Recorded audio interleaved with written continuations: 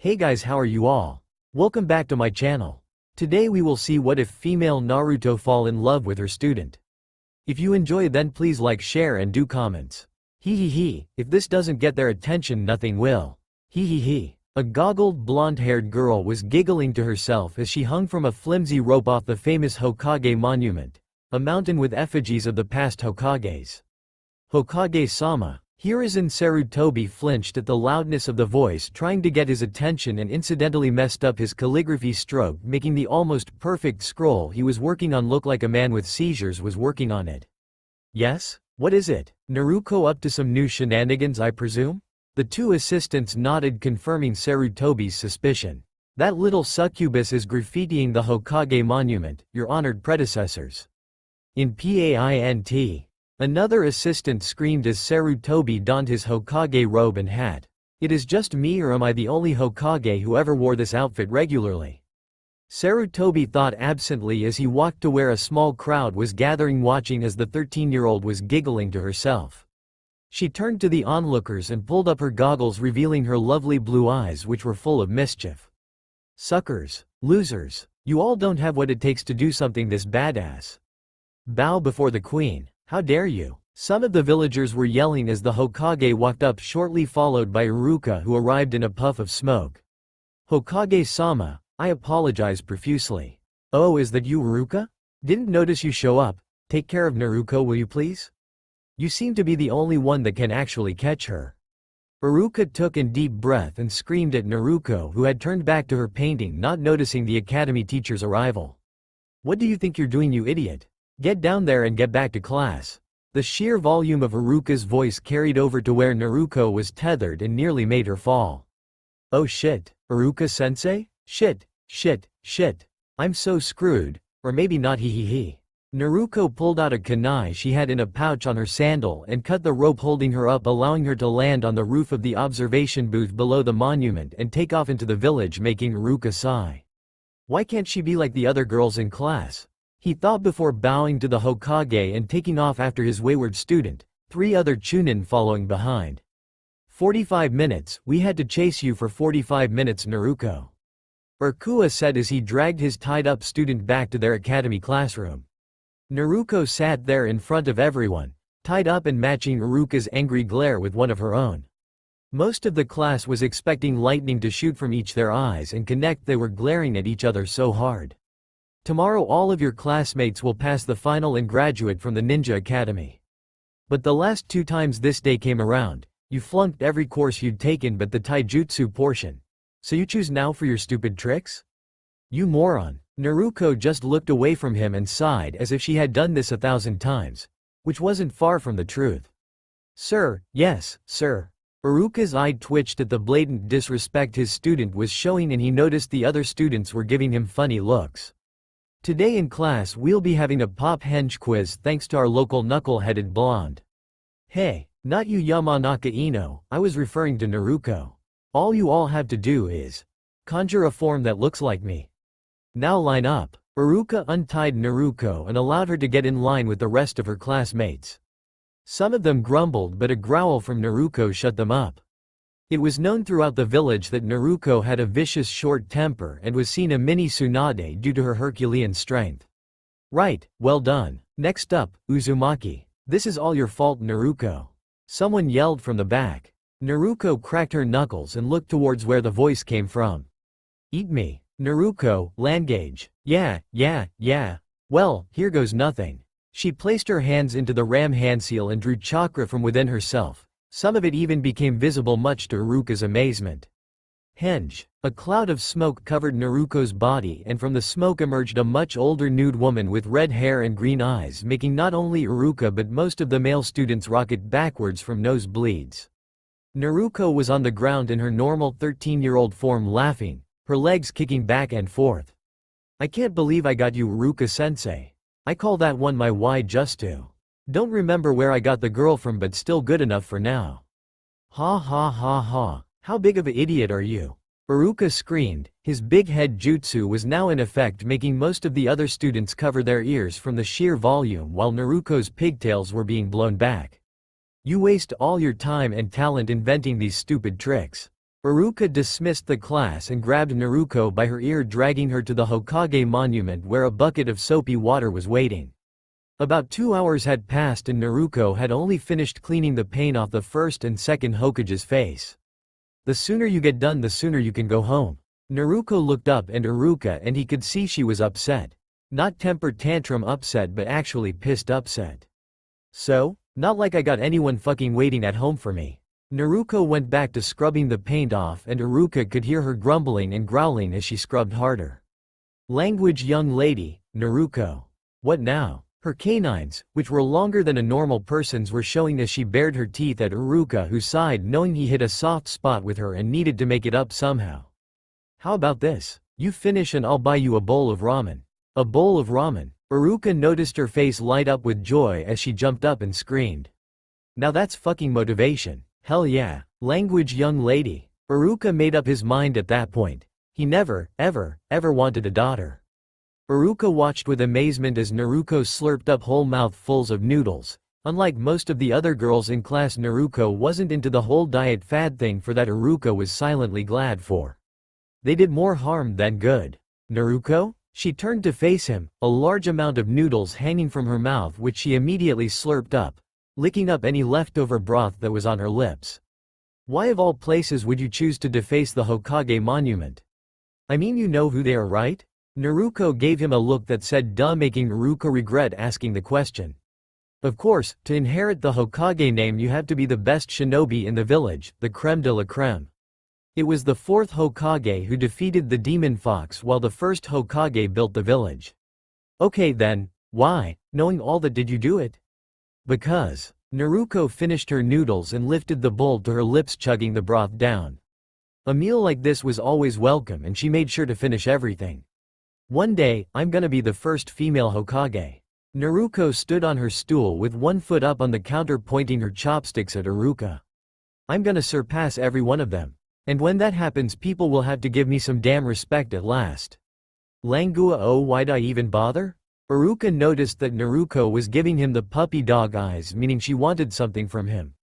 What do you want? Another bowl of ramen? She shook her head, keeping up the puppy dog eyes and now making her bottom lip tremble. Your headband, can I try it on? Iruka's eyes went up to the piece of clothing that became a part of every ninja of the village and he smiled. He grabbed it and moved it, making it catch the light of the overhead lamp. Sorry kiddo, no, not yet, and no way. This is a badge of adulthood. You don't get one until you graduate, that's the law. What a rip-off. Sakura and Ino are damn liars. Puppy dog eyes and trembling lips don't do squat. Iruka laughed and noticed that her goggles were on the counter, meaning she was planning to ask from the beginning. Naruto, we gotta do something about your foul mouth, he said, seeing as she was laying her chin on the counter in defeat. The next day at the academy, Naruto was laying her head down waiting for the final exam to start. Okay class, we're gonna do a two-part exam this year. A taijutsu portion and a just you portion, where you will be tested on your ability to do a bunshin. Naruto, who had raised her head to listen, slammed her forehead back down onto the desk upon hearing that she would have to make a clone. Clones were her worst technique. Now it's gonna be a one-on-one match against whoever I choose and an opponent of their choice. Taijutsu only, no jutsus or weapons. Now first up will be Naruto Uzumaki. Naruto shot up and clenched her fists in excitement, making everyone but a few gulp in fright. The blonde-haired girl was an absolute terror in close combat, as several students remembered. Now your opponent will be Yamanaka Ino. Ino raised her hand immediately. Yes Ino? Can I forfeit? I don't want a repeat of what happened to me last time. Well, maybe if you had not called me a bitch you wouldn't have had to go to the hospital. Naruto said with a sadistic smile. Ino had insulted her because she had refused to move from her seat, which was next to Sasuke, not because she liked Sasuke but because she was already comfortable and didn't want to move. So Ino called her a bitch, and in their taijutsu match Ino was on the receiving end of a suplex, causing her to have to go to the hospital for possible spine damage.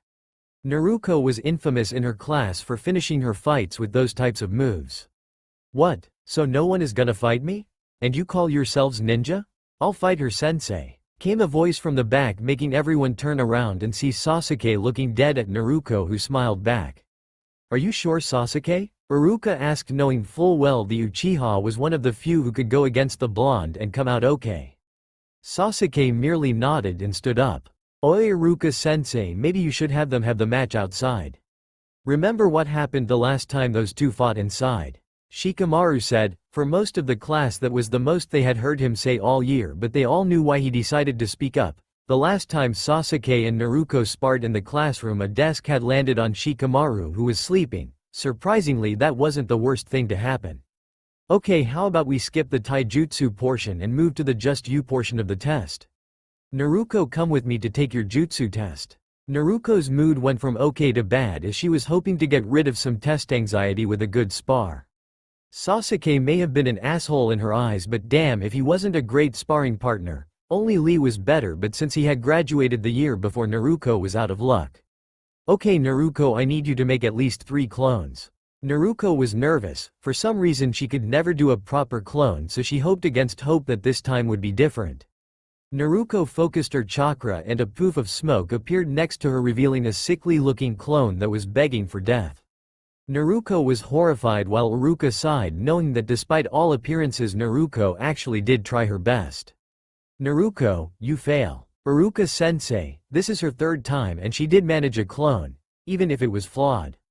I mean, I'm not that great at clones myself. What if we just gave her a break? Naruto's face lit up. Maybe, just maybe.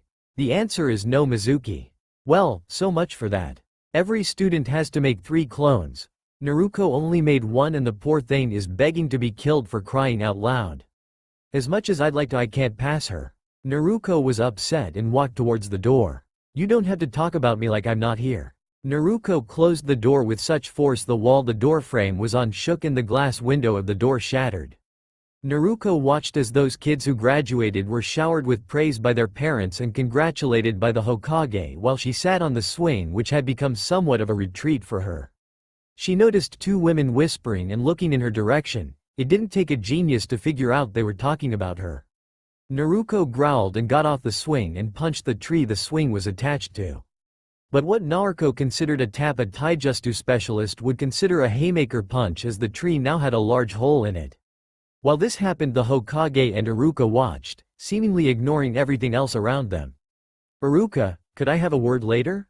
Of course Hokage-sama. Stupid ass test. Stupid ass clones. Naruto picked up a rock off the ground and threw it at a nearby fence, launching it clear through. Naruto? Huh? Oh Mizuki-sensei, what's up? Mizuki motioned for her to follow him and she did her hands in her coat pocket. You know Iruka doesn't mean to be harsh to you, he just wants you to grow strong. You and him are a lot alike and he doesn't want you to go out there and not be ready. I know, but I really wanted to graduate. Well, there is a way. Late that night Naruto was sneaking into the Hokage's house and was busy sneaking into the room where the scrolls were being kept. That is until the lights were turned on. Naruto.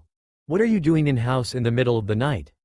Behold my Waijutsu. Naruto ended her jutsu and noticed the Hokage unconscious on the floor, a puddle of blood around his head and a little leaking from his nose. That actually worked on him? Note for future reference. Old man Hokage is a pervert. Now to find that damn scroll. Naruto dug through scroll after scroll until finally she found what she was looking for, one of the biggest of the scrolls and a large kanji for seal on it. Bingo, that headband is gonna be mine. Naruto immediately took off towards the forest surrounding the village, and after finding the clearing Mizuki was talking about, opened up the scroll and began reading. Okay, first technique is multiple clones. I swear I can never get away from these damn things. Iruka lay there in bed staring at the full moon, thinking back to not only his talk with the Hokage but of his memory of the night he lost his parents. It was a full moon just like this one. We've got to hold it off until the Yondaime gets here. A shinobi yelled as 2 more launched themselves at the colossal-sized fox, launching just su after jutsu. Iruka ran to go help his parents, but a random shinobi grabbed him and began taking off away from the battlefield. Let me go. Mom and Dad, they're still fighting the demon. A knock at his apartment door shook him out of his thoughts. Iruka groaned as he got out of bed. He opened the door and to his surprise he saw Mizuki. Mizuki? What's up? Bad news, I'm afraid. It's Naruto. I'm afraid she somehow found out about the sealed scroll and stole it. Iruka couldn't believe it. Why would Naruto do such a thing? He thought as he pulled on his sandals and zipped up his flak jacket. Let's go, Mizuki. Iruka and Mizuki could see nearly a dozen Chunin and a few Jonin standing in front of the Hokage arguing about what had happened. Hokage-sama, painting the Hokage monument is one thing, but this is the sealed scroll we're talking about. This time she's gone too far. Enough. Now the scroll he has taken is so dangerous that the Shoden had it sealed away. If misused, or in the wrong hands, it could be deadly. Now it's only been a few hours since she took it. Find her and bring her to me, alive. All the ninjas nodded and vanished, leaving a big gust of wind as the only clue they were even there. Iruka jumped up to the top of a large building and looked out at the village. For some reason Iruka had a suspicion Naruto was in the forest. I just hope you're safe, Naruto. Naruto was panting, her jacket was lying next to her, leaving her in only her orange pants and black shirt. She looked down at her breasts and sighed. Too bad this stupid scroll didn't have a jutsu to make you smaller. I hate being an early bloomer. Iruka landed in front of her, panting with an annoyed look on his face. Naruto smiled at him as if nothing was wrong. About time I found you, Iruka-sensei. Iruka snapped. No, you idiot. I found you. Hehehe, I guess you did. Too bad you got here so fast. I only got to memorize one technique. I was just getting started on the second one when you showed up. Naruto. You look exhausted. What the hell have you been doing? Ooh, language sensei. Ha ha ha ha. Just wait till I show you. I never dreamed that some of the shinobi arts actually kicked ass. If I can master these techniques, you have to let me graduate. Iruka was confused. Naruto was acting like nothing was wrong. All she did was come here to practice her ninjutsu to the point of exhaustion. Naruto, what is that scroll you're carrying? Huh? You mean this thing? Hell if I know. Mizuki-sensei told me about it and to come here to practice. He said if I could show you I learned the techniques in this scroll, you'd let me graduate. That's still the case, right? It all made sense to Iruka now. No wonder Naruto knew about the scroll and stole it. A sudden sound from behind them made Iruka push Naruto out of the way as a dozen kunai came flying out of the woods, pinning Iruka slightly to the shed wall. It always amazes me, Iruka, how you know exactly where she is. Now I see what your plan is. Mizuki ignored Iruka and looked at Naruto. Naruto, give me the scroll. What the hell? What is this? Naruto was confused as to what was going on. Naruto, don't let him have the scroll. Protect it with your life. It holds records of completely forbidden jutsus. Mizuki used you because he wants it for himself. What? Naruto, do you know what really happened 12 years ago? What really happened to the demon fox? Shut up, you fool. Since that day, everyone in the village has been bound by a very strict law, one that everyone knows but you. Except me? Why not me? What the hell are you talking about? Naruto's fists clenched as she wondered what she was being left out of. The law is that no one can tell you that you really are the demon fox. What? The look on Naruto's face was pure surprise. Stop it! Iruka yelled, but Mizuki continued on his rant. In other words, Naruto, you're the one who killed Iruka's parents. You're the one who destroyed the village all those years ago. Until the Yondaime bound you in this form. Hadn't you never found it strange that you were despised everywhere you went? Even Iruka hates you, if he would actually be honest.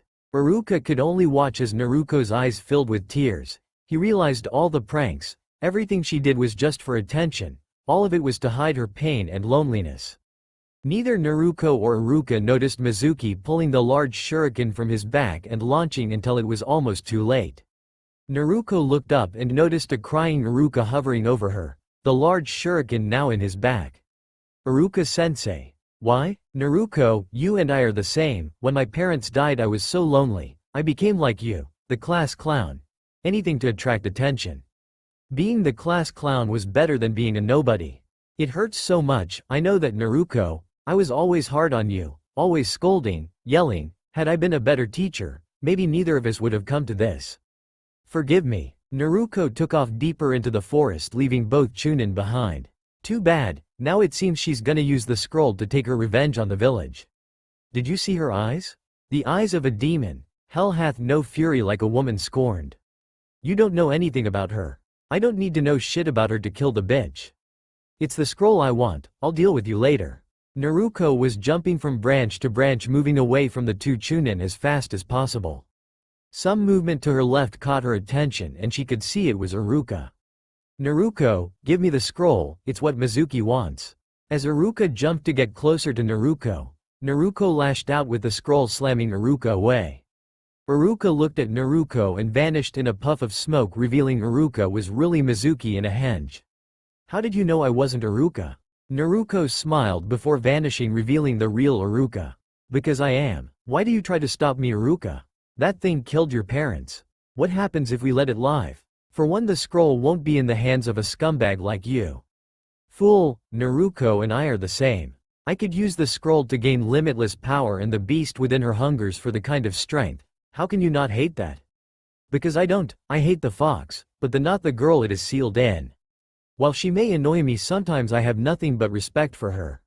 She's my favorite and best student. She works with all her considerable might, and yes, she's awkward, clumsy, and a screw-up sometimes, and people have mocked her, shunned her. But it's granted her incredible empathy. She knows what it is to be in pain. She never was and no longer is your demon fox. She's a citizen of Konohagakure, Uzumaki Naruto." "Ah, how sentimental. Well, sorry Iruka, old boy. I was planning on saving you for last, but you've become a thorn in my side and I do hate thorns. So say goodbye." Mizuki began spinning the other large shuriken he had over and over, building momentum, only to feel a fist slam into his face and send him crashing into a nearby tree. "Naruto, touch my sensei again and it'll be the last thing you fucking do. We really need to work on that foul mouth of hers." Iruka thought, though he was partly glad for the timely rescue. "Naruto, you idiot. Run away. Save yourself. You bitch. I can kill you with one blow." Naruto smiled a fanged smile and cracked her knuckles before placing her fingers in a cross formation. Him calling her a bitch did not go unnoticed by her. "Like to see you try Kage Bunshin no Jutsu." In a flash of chakra, the forest was now filled with thousands of Narutos, each of them grinning and cracking their knuckles. "What the? How did? What's a matter, asshole? Thought you were gonna kill me with one blow? Naruto, you actually. Well, since you're being a chicken shit, I'll attack then, charge." 5 minutes later and Mizuki was now almost pulverized meat on the forest floor. "Well, I guess I didn't get too carried away, hee. After all, he is still alive. Naruto, come here. I've got a present for you, close your eyes." "Sensei, can I open my eyes now?" Iruka had to smile at her impatience, it was cute. "Go ahead Naruto, open your eyes." Naruto opened her eyes and noticed one thing wrong with the Iruka in front of her. He was missing his headband. "Congratulations, graduate. To celebrate this, I'll take you out for ramen. How's that sound?" The next thing Iruka knew, he was being tackled by a crying Naruto who showered his face with kisses, a thank you after each one. "Well, I was gonna give you a whole speech about how it will be harder now, but I guess that can wait until we get to the restaurant." "Naruto, careful, I'm still bruised here." "Oh, sorry Iruka-sensei." A week later, Naruto was in class, still on cloud 9, knowing that she had graduated and was now a shinobi of Konoha. "Oi Naruto, what are you doing here? Class today is for those that didn't fail." Naruto looked at the offending genin and grabbed him by the collar of his shirt. "Well, if you open your eyes, I'm obviously wearing a headband, aren't I?" The genin looked at her headband and nodded. Naruto then smiled a sweet smile. "Good, now get lost before I drop kick out a window, okay?" Not once did her sweet smile leave her face as she patted his cheek and sat back down. "Excuse me, my eye pass?"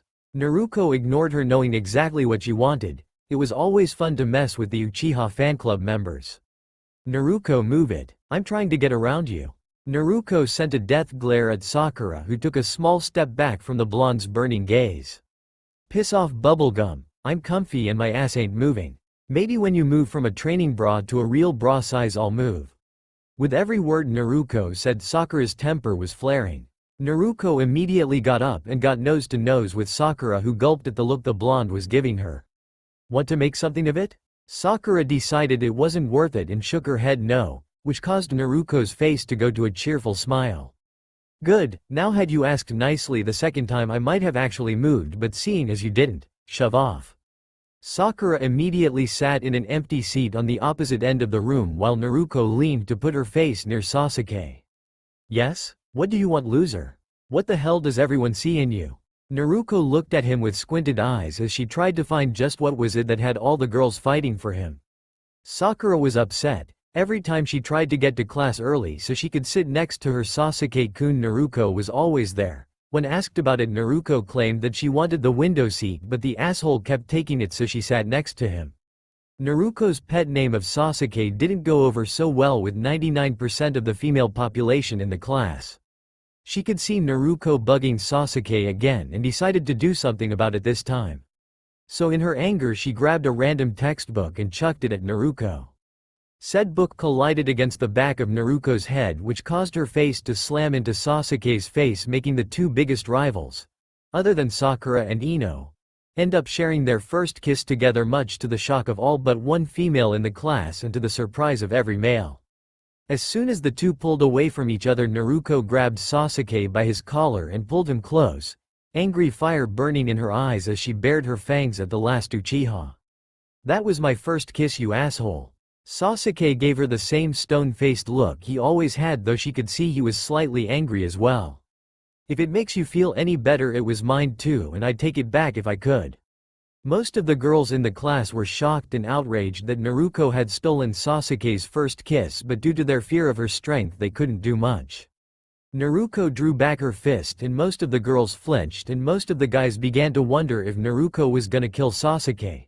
Some were even confused that she would be upset at losing her first kiss to the class heartthrob.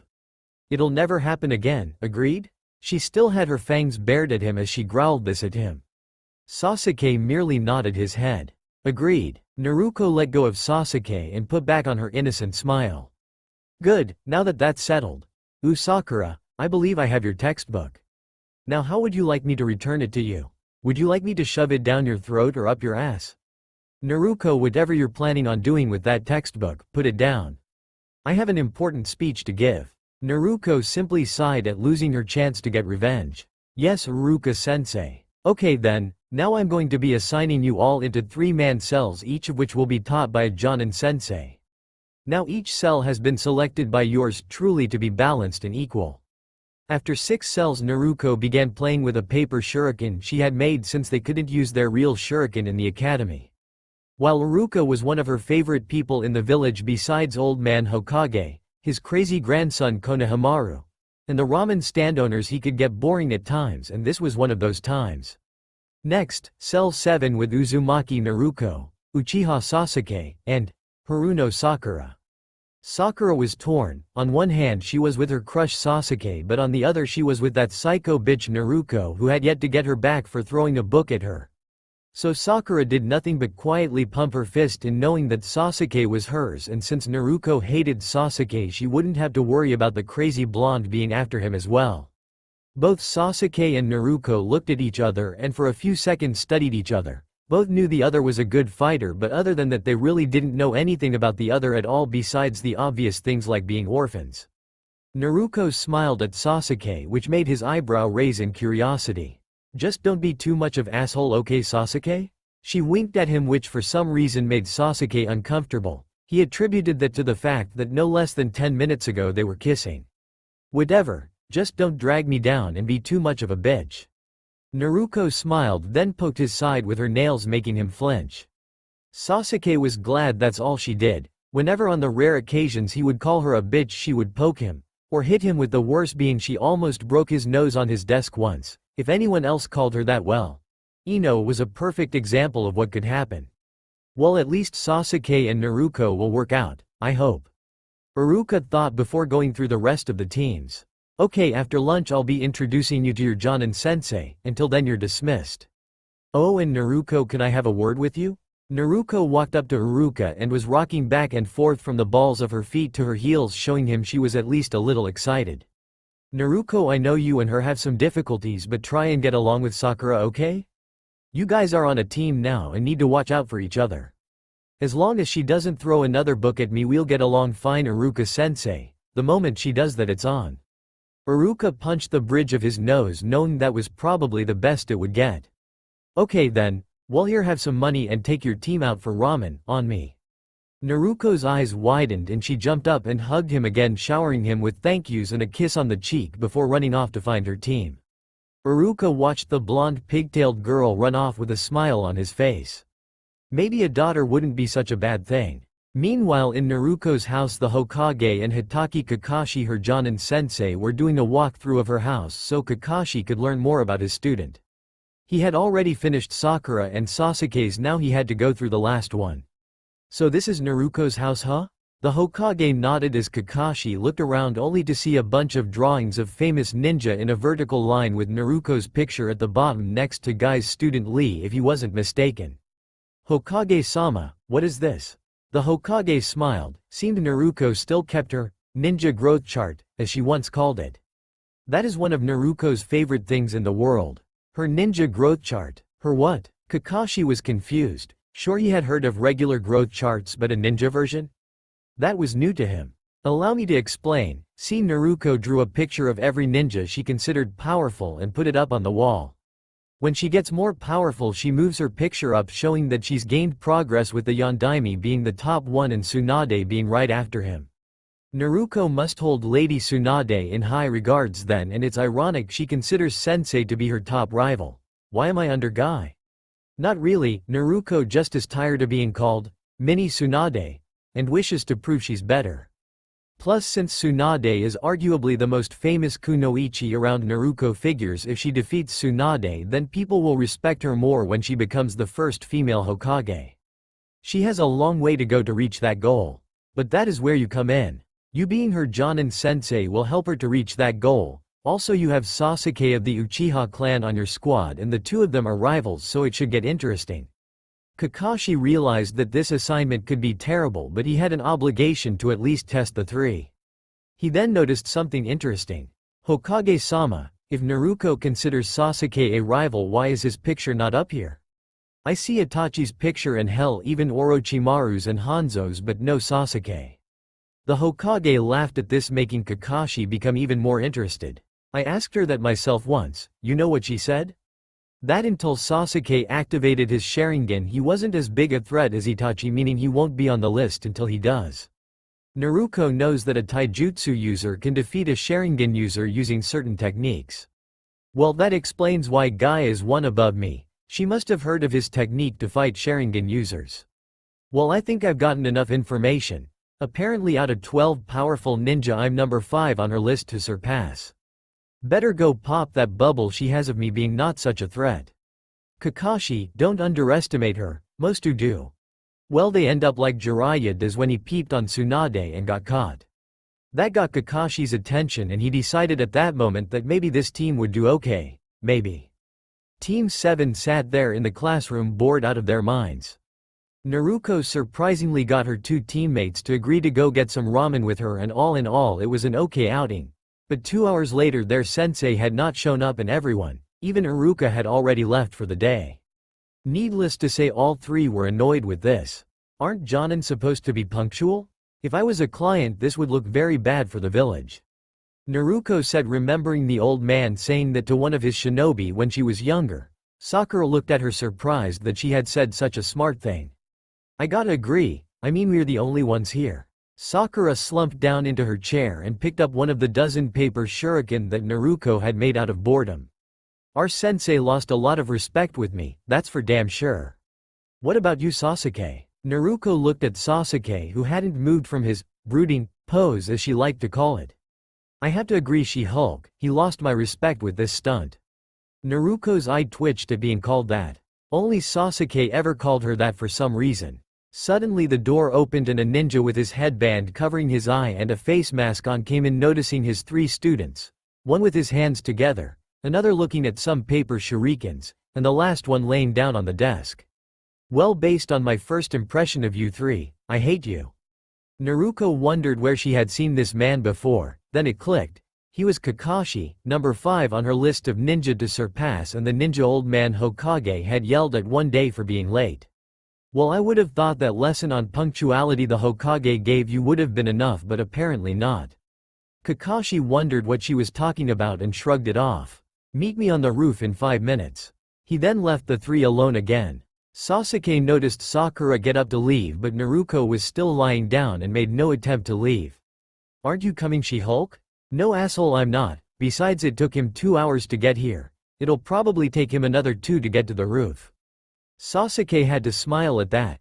Their sensei really did lose a lot of Naruto's respect with being late. He decided to take matters into his own hands, so he grabbed her by the ear and began dragging her out of the classroom. "Let's go, She-Hulk." "Ow ow, let me go, asshole." "Grr, I swear the moment you let me go I'm gonna kick your ass, Sasuke." And that was how Kakashi found his team entering the rooftop. The Uchiha dragging Naruto by her ear, who was screaming bloody murder and various death threats, and Sakura behind them blushing, meaning Naruto had said some very interesting threats. All three sat down and Sasuke let go of Naruto's ear, who immediately flicked his forehead, making him fall backwards and nearly hitting his head against the concrete. "And don't do it again, asshole." "Naruto, stop calling Sasuke-kun that." "Well, when he stops being an asshole I'll stop calling him one, okay bubblegum?" Kakashi had to keep himself from laughing. Naruto definitely had Tsunade's temper, but he wondered if she did have her strength, or was that just a lie. He could see both of his female students grinding their foreheads together and growling at each other. It was time to play mediator before one killed the other. Okay, enough you three. You can kill each other after tomorrow. For now let's get some introductions out of the way. "What do you want us to say, sensei?" Sakura asked. "You know, things like favorite thing you hate most, dreams, ambitions, hobbies, things like that." "You're Hitaki Kakashi, Jonin of Konohagakure, don't know why but everyone calls you the copycat ninja. You're habitually late according to Old Man Hokage but strong." "Well, looks like our blonde friend here did her homework," Kakashi said with a weird eye smile, knowing the real reason she knew all that. "Yes, my name is Hitaki Kakashi. I'm not the kind of person who feels like talking about their likes and dislikes. My dreams for the future are none of your business, but yeah, I have lots of hobbies." All three genin were silent. "He said a lot, but all we learned was his name and what you said, Naruto." Sakura whispered to her two teammates. "Okay, Blondie, you're up first." "My name is Uzumaki Naruto. What I like is instant cup ramen. What I like even better is when Iruka-sensei treats me to ramen at Ichiraku's.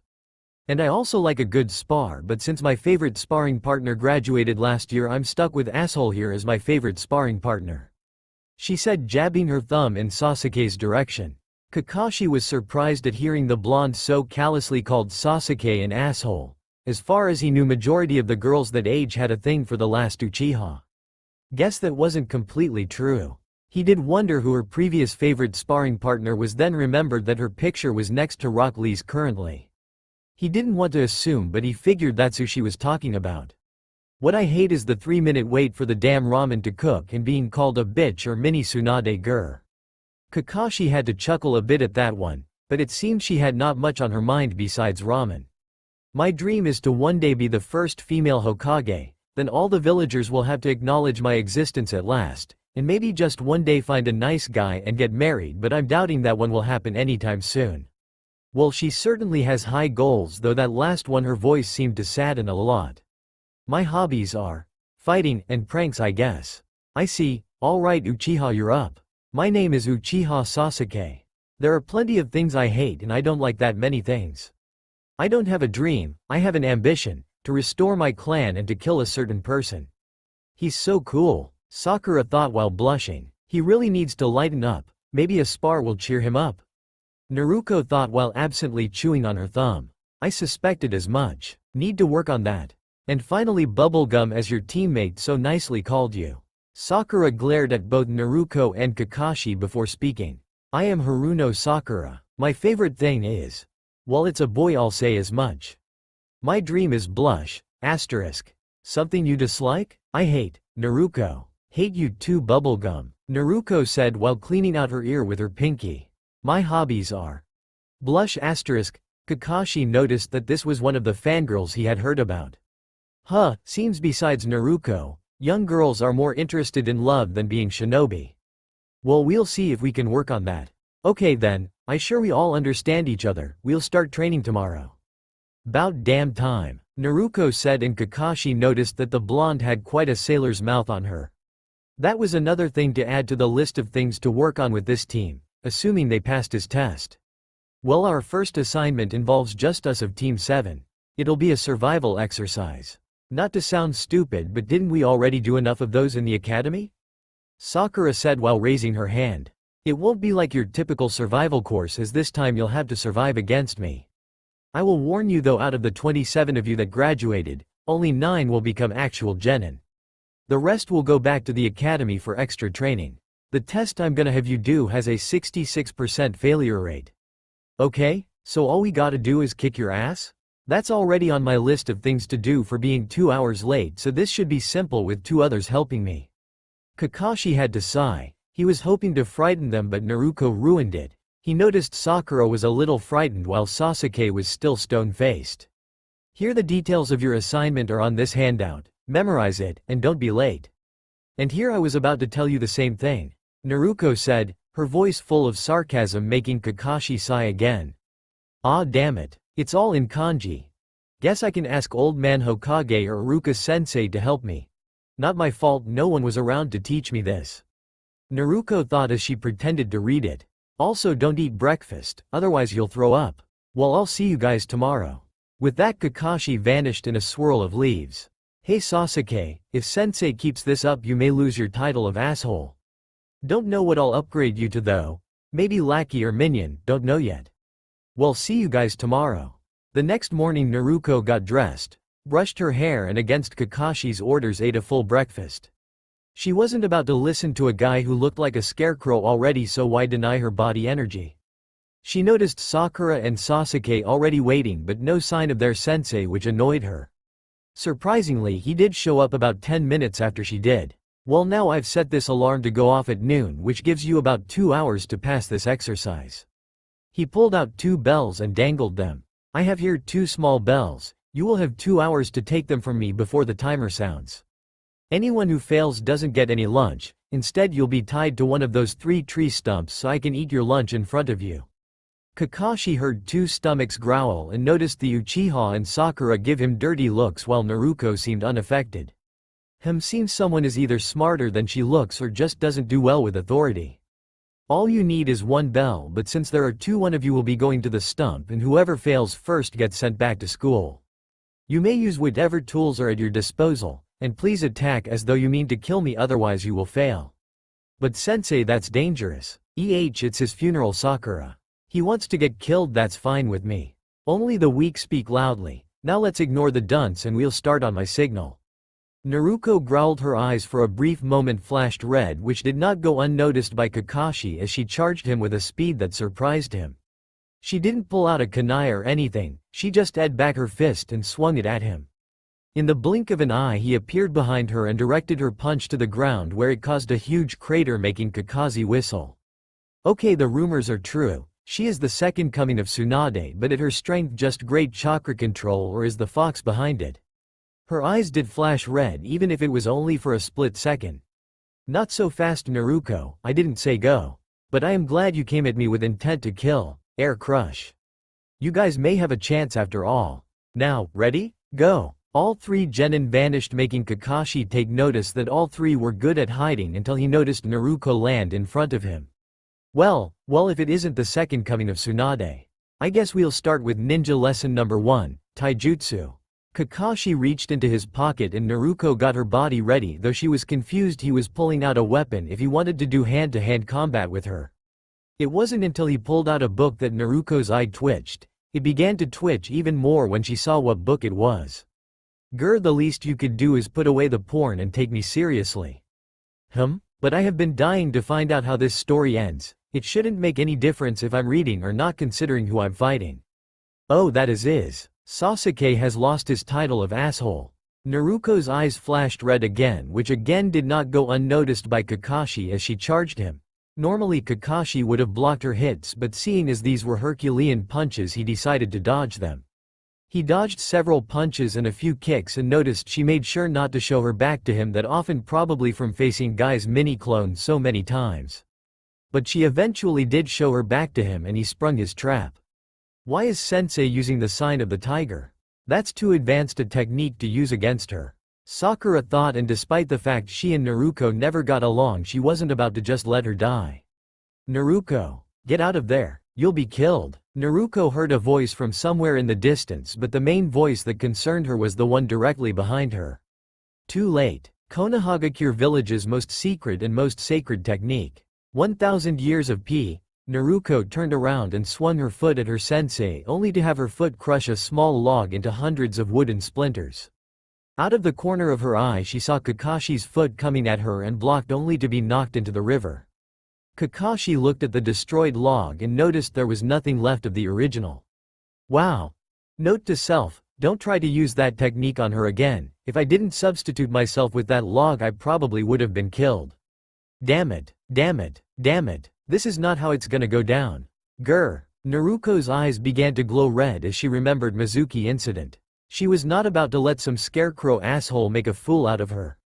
I will not back down. She formed the cross hand sign and channeled a large amount of chakra. Kakashi meanwhile was still reading his book, wondering how long his blonde student could hold her breath until dozens of shuriken came flying out of the water at him. He was honestly expecting 2, maybe 4 at the most, but over 12 shuriken? Something was up. He easily dodged them all and waited for his student to come out. Which she did, sort of. At least 7 Narukos came flying out of the water, each intent on pulverizing Kakashi. Kakashi decided that maybe he should put the book away as his blonde student was, unlike Tsunade, too much of a wildcard to read. As he put the book away he had to switch with another log as all 7 Narukos came crashing down on him. The battlefield soon became littered with craters as each clone tried their hardest to get him. So she can do Cage Bunshin. Interesting, but it's time to go play with the other 2. It was then that Kakashi felt something on his back and looked to see Naruto. Nice to see you're back, sensei. Time to get revenge for trying to shove your fingers in my ass, you pervert. A Naruto clone came and ended up hitting the real Naruto. What the hell? Grr, clones. Find him. He's gonna pay for that ass stunt. Kakashi was worried now. He was hoping she would assume he had changed into one of her clones and buy him some time, but apparently not, as her clones now ran off into the forest to find him. This just made the test a little bit harder and interesting. Naruto noticed a bell laying by itself, and part of her thought Kakashi must have dropped it while fighting her and the clones, but another part of her found something wrong with it. She decided to play it safe, punch the ground in front of the tree, breaking up the rocks and revealing a hidden rope snare. Guess there is truth to that woman's intuition bull after all. Naruto tried to grab the bell only to notice it was now a stick. I am really starting to hate substitution. Close, Naruto, but just giving you the bell would be too easy. Glad you felt something was wrong with the situation and played it safe. You do have potential, I'll give you that. Naruto was glad to hear him say that, but her smile was replaced by shock when his face became riddled with shuriken. What the hell, Sasuke? That was overkill. Both of them saw that shuriken-covered Kakashi was now a shuriken-covered log. Damn, I just gave away my position. Sasuke thought before moving away to a new location. Great, now I have to find my teammates and somehow get a damn bell. This sucks. Both Naruto and Sasuke both heard a female scream and both thought the same thing. Sakura. Sensei must have gotten her. Yup, the second ninjutsu skill. Genjutsu, and Sakura fell for it. I had hoped she would show aptitude for it, but what can you do? Sasuke didn't turn to face Kakashi just yet. I'm not like them. Obviously not. You're a male while both of them are female, but save your boasts until you have a bell in your hand, Sasuke. Sasuke threw several shuriken at Kakashi, making him dodge only to nearly fall into a trap Sasuke had set before the two engaged in a taijutsu match. I can't even read Icha while fighting him, though Naruto was just as bad with her clones and strength. Okay, I admit it, you're not like the others. No wonder Naruto sees you as her favorite sparring partner. Sasuke smirked and began flying through hand seals before taking a deep breath. No way, there's no way his chakra is that developed to preform that move. Kaden. Gokakyu no Jutsu. Sasuke blew outwards and an enormous fireball erupted forth at the spot where Kakashi was. When the fire died out, Kakashi was nowhere in sight. What? Where did he go? Above? Behind me? Try below. Doden. Shinju Zanshu no Jutsu. The next thing Sasuke knew, he was now buried in the ground from his shoulders down. Lesson number 3. Ninjutsu. Though I must admit your performance was very good, out of the three of you both you and Naruto have the most talent. Oh well. Crap. Need to find a way to get out of. Iya. Sasuke's head has been severed. Sasuke looked and saw Sakura was unconscious. What the hell was that all about? Sasuke. Sakura, where are you two? Sasuke could hear Naruto's voice nearby. Maybe she could help him get out. Over here She-Hulk. Oh, there you are. Ha ha ha ha. Just get me outta here. He bared his teeth at her, and Naruto for a split second thought he looked cute when he had a pissed off look on his face. But now wasn't the time for that. Okay, that was the funniest thing I've seen all day. What happened to her? I don't know, she fainted when she saw me. Naruto shrugged and began digging Sasuke out. What happened to you? Our sensei happened to me, just help me get out of here. Alright asshole, I'm digging as fast as I can.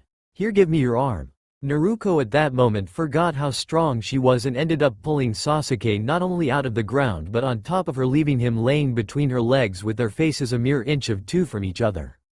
Needless to say, both were blushing. You got 5 seconds to get off me, Naruto said, though Sasuke noticed she wasn't growling. He wasn't gonna push his luck and got off her, dusting himself off. We don't tell anyone about that, okay? She said, to which he nodded. The last thing he needed was his fangirls thinking they were going out. Not only would Naruto never hear the end of it, but Sasuke wouldn't either. Okay, so what do we do now? I got close enough to touch one of the bells, this time I'm taking one. Yeah, I did too. You know what happened? It became a damn twig. How about we both try and get one? I can do just fine on my own. Such a stubborn jerk you are. Look, we got no choice with how strong that scarecrow is, but two. RRRRINNNNNNGGGG. Team up. Well, so much for that. Let's get back to the spot where we started. Come on, bubblegum. Naruto picked up Sakura's unconscious body and flung her over her shoulder, carrying her back like a sack of potatoes. Since Sakura was unconscious and since Kakashi had heard Naruto offered to help Sasuke, Sakura was the one tied to the stump. Well, listen to the stomach's growl. Well, none of you have to worry about going back to the academy. More training would be pointless. All three had annoyed looks on their faces. None of you will ever be shinobi. What the hell, Scarecrow? I mean, yeah, none of us got a bell, but doesn't mean we should quit. You three mock the way of shinobi with your behavior. You're nothing more than a trio of spoiled brats. Sasuke was about to charge at Kakashi, but Naruto grabbed his wrist and pulled him to sit back down. Now see? If you had shown more of that during the exercise, you would have passed. Shown what? Sakura asked. She had been awake since Sasuke had almost charged. Teamwork. That is the reason you three are divided into teams. Hell, out of all three of you, Naruto was the only one who offered to team up with anyone. Because of that, I'm gonna give you one more chance to pass. If you wish to continue, you may eat, but no feeding Sakura, she goes hungry. Why me? Kakashi looked at her. Not once did you try to help either of your teammates. So for that you go without food. Neither of you two feed Sakura or else you fail the test immediately. Kakashi vanished in a swirl of leaves, leaving the three alone. Naruto looked around and opened a bento box and handed her a clump of rice. What? Kakashi-sensei said. Yeah, you know what else he said? Don't eat breakfast. You know what I did? I ate a nice hearty breakfast. Just shut up and eat. You can't help neither Sasuke or me if you're starving, plus I'm still good from this morning, so I'm not hungry. Sakura, you can have half of mine as well. I'm not that big an eater anyway. Sakura was tearing up at how nice Naruto was being despite all they went through in the academy. Plus Sasuke was offering her food as well, so double points. An explosion of smoke erupted in front of them, revealing their very angry sensei. You, pass. All three looked at him like he was crazy, so Kakashi explained. Well, from what I heard, Naruto never listened to me in the first place, which is why she had so much energy but to offer you Sakura her food along with Sasuke after I told them both not to, shows you three have matured. You see, in the ninja world, those who don't follow the rules are trash, but those who abandon their teammates are below trash.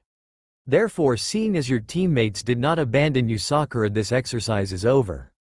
Congratulations, you are now officially Team 7. Untie Sakura and let's go home. The forest was quiet as the four ninja of Squad 7 hid in their positions. How far away is the target?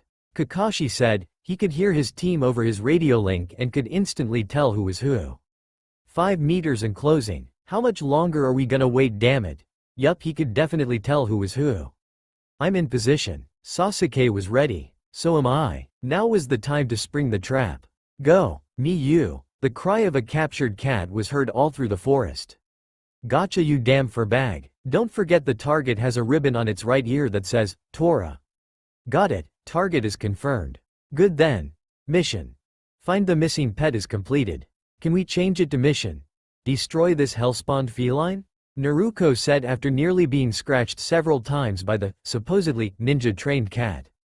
After Team 7 had captured and returned the cat, all three genin looked stunned at the abuse the cat went through as its owner smothered it with love, much to the poor animal's dismay. Iruka handed the Hokage another D-rank mission for the team to complete. Okay, the next assignment for Cell 7 will be to babysit for the Council of Elders, to run errands to the neighboring village, to help dig sweet potatoes. No way, hell no, boring, give us something different to do. Something important, something actually fucking worth it. While Naruto was screaming her head off, each of her teammates had a different thought going through their minds. I have to admit, she does have a point. Sasuke watched as his blonde teammate went off. She is such a pain. Almost as if Naruto could hear her thoughts, she turned her head to Sakura and bared her fangs at her. Sigh. We really need to work on that foul mouth of hers. Hasn't she ever heard the saying, be grateful for what you can get? Kakashi had to admit to himself, like any other jonin he hated D ranks, he had done his fair share already for the village. But they were meant to help train regular genin, which he was proud to say his team was anything but normal. He noticed Iruka stood up to scold his student. Don't be a fool, Naruto. You're only a beginner. Everyone starts out doing grunt work. It's where you get experience and learn teamwork. Everyone had to do them, I had to, Kakashi had to, even Hokage-sama had to. But we've done tons of small stuff, can't we get some sort of action? Hell, even a simple escort mission would do, damn it. Naruto, that's enough, knock it off.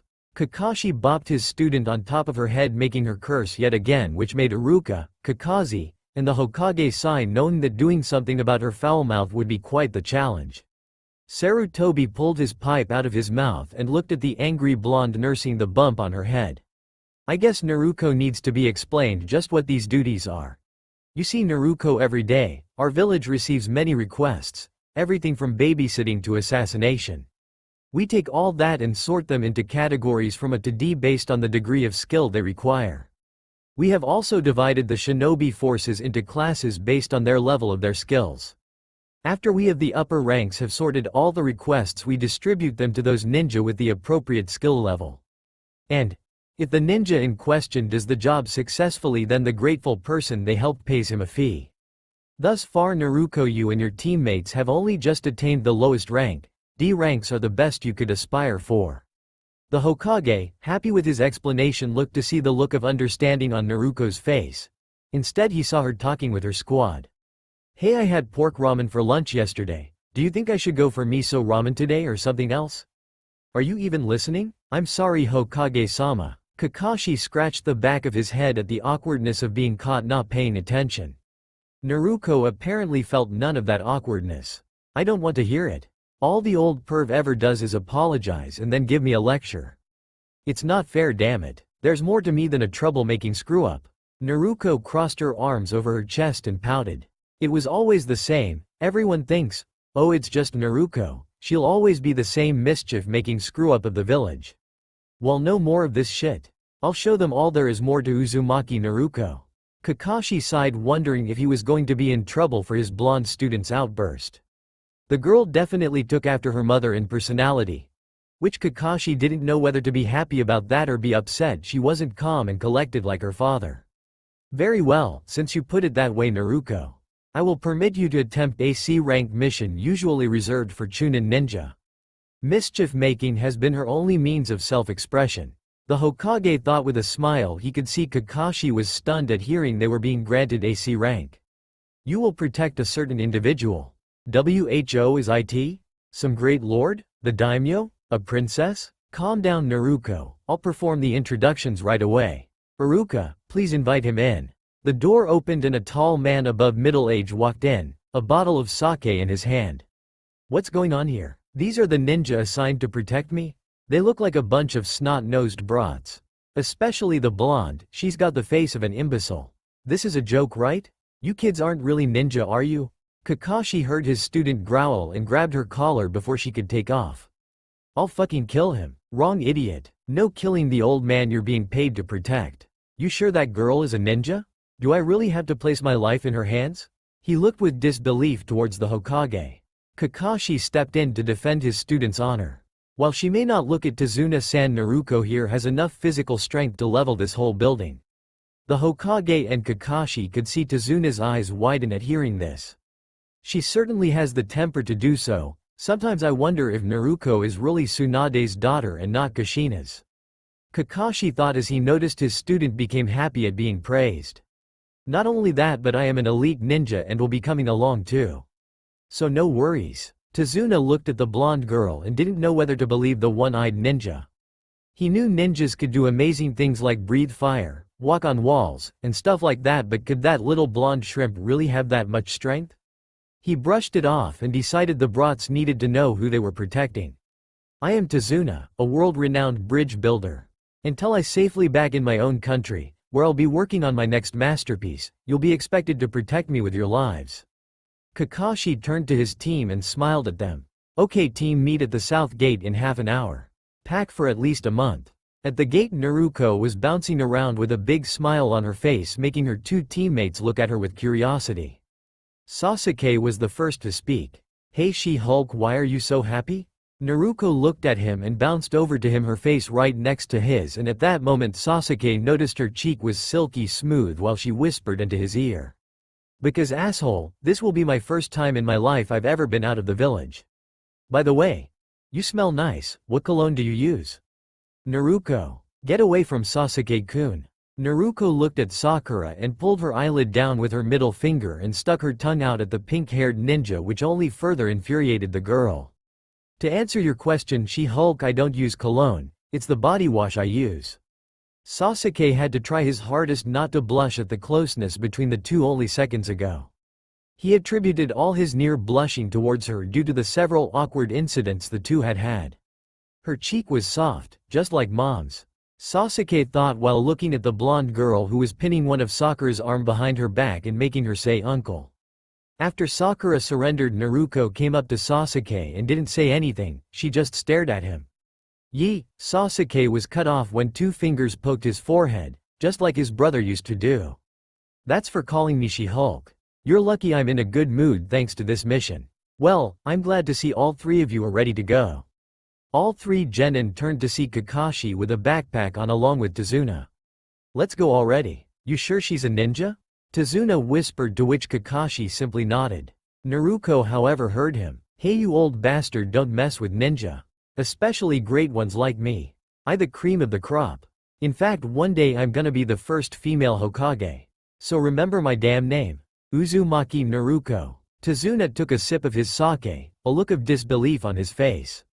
You? First female Hokage? I doubt you got what it takes. Grr, you're dead. Kakashi bopped her on her head before grabbing her by the back of her collar and dragging her. I said no, Naruto. As the group continued their trip, it was rather quiet except for the occasional happy giggle from Naruto at seeing something new. Kakashi looked at his student and smiled at seeing her truly smile, not the fake grins she loved to sport. Mr. Tazuna? Sakura asked. Tazuna looked at her with a slightly annoyed look. What now? You said you come from the land of waves, right? Yeah, what of it? Sakura turned towards her sensei. Kakashi-sensei, are there ninja in that country too? Kakashi at this moment went into his rarely seen teacher mode, though his face still had a bored look about it. No, not in the land of waves. But, as a general rule, most other lands have their own hidden villages. Kakashi pulled out a scroll marked Kakashi-sensei's big scroll of shinobi, the 5 principal shinobi territories. You actually carry that scroll around with you everywhere? Naruto asked, surprised her sensei would do that. You never know when it might come up in conversation, Naruto. Plus this is also a map of the continent, which is good for finding our way to far-off lands. Naruto just shrugged as Kakashi went back to explaining about the villages and the cages. The old man may be powerful, but he's still a damn pervert. Naruto said, which made Kakashi sigh at his student's lack of respect in her language. Anyways, there is nothing to worry about. On C-rank missions you won't face any ninja from other nations. Tazuna was quiet, which did not go unnoticed by Sasuke or Kakashi. The puddle that the group passed by did not go unnoticed by Kakashi either. The next thing the group knew, two ninja had Kakashi wrapped up in a spiked chain and had basically torn him into pieces. Kakashi-sensei. Sakura screamed as the two nin looked at the group with dreadful eyes. One down, now for the blonde bitch. The next thing Naruto knew, both of them were either side of her. What her attackers didn't notice was the large tick mark throbbing on her forehead or the fact she was growling. No one called her a bitch and got away with it. Your turn. Naruto did the only thing she could think of doing in that situation. She stomped her foot. The two nin were completely unprepared for the shockwave that reverberated through the ground, making them lose their footing, which was what Sasuke and Naruto needed. Sasuke immediately jumped up and threw both a shuriken and kunai, pinning the spiked chain to a tree. Both nin tried to couldn't get the chain to budge. In their desperation to get the chain loose, both didn't notice Sasuke and Naruto come up on their blind sides. Sasuke sent one of them flying with a kick while Naruto ed back her fist and sent the other one flying, causing the chain to break from the twins' gauntlets. Naruto, you okay? I'm fine, asshole, don't worry about me. Sasuke had to smirk at that. Even after he saves her, she insults him. Both enemy ninjas took off towards Tazuna, making Sakura pull out a kunai and stand in front of him. Both Sasuke and Naruto took off after them. Damn it, we won't make it. All seemed lost until the two ninjas were clothes-lined by Kakashi. Kakashi-sensei, you're alive. Sakura was happy to say the least. Naruto looked back at where Kakashi got shredded and noticed nothing but wood splinters. Freaking substitution, had us worried for nothing. Good job you three, glad no one was injured. I didn't know you could do that with your foot, Naruto. Hehe, to be honest, sensei. Neither did I. They called me a bitch, then surrounded me, so I did the first attack that came to my mind. Kakashi smiled at her. Quick thinking on your part, though. Next time make sure you're doing something that you know for sure will work. Kakashi looked over at Tazuna and his smile vanished. A calm, serious face now apparent. Mr. Tazuna, I'd like to have a word with you. I'm still upset you wouldn't let me take their gauntlets, Kakashi-sensei. Naruto, you don't know how to fight with gauntlets. Especially gauntlets of that size, so you having them would have been pointless. And possibly detrimental to the squad. Kakashi looked at his blonde student, who crossed her arms over her chest at being told no. The boat ride to the land of waves was quiet for the most part. What do you mean, sensei?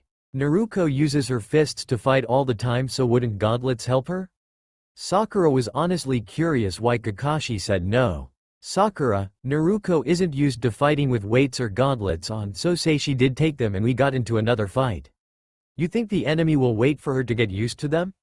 I guess not. Sakura was upset she didn't realize that sooner. Now I'm all for you guys learning kenjutsu, bojutsu, or exotic styles such as claw fighting, but not during a mission. Now Naruto, if you still wish to learn to use gauntlets in your fighting style, we can get you some and I can teach you, or find someone who is a true expert after we get back to the village, okay? Naruto looked at Kakashi and thought about what he said. At least he was willing to teach her and not just say no or make her figure it out herself. Okay, sensei. Keep your voices down. We need to cut off the engine and row from here on out. If Gato finds us, we'd be in big trouble.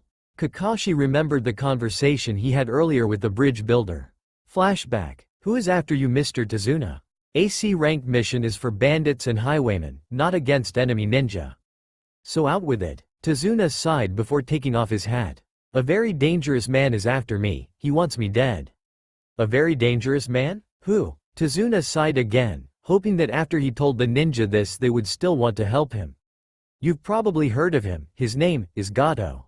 Kakashi's eye widened at this. He knew just who Gato was. You mean Gato of Gato Shipping and Transport? They say he's the richest man in the world. That's the one. He seems like a legitimate businessman, but the truth is, the man is like the devil himself. He traffics in drugs, contraband, slavery, assassination, you name it. He has my country in a stranglehold, and since we have no ninja of our own, we can't do much about it.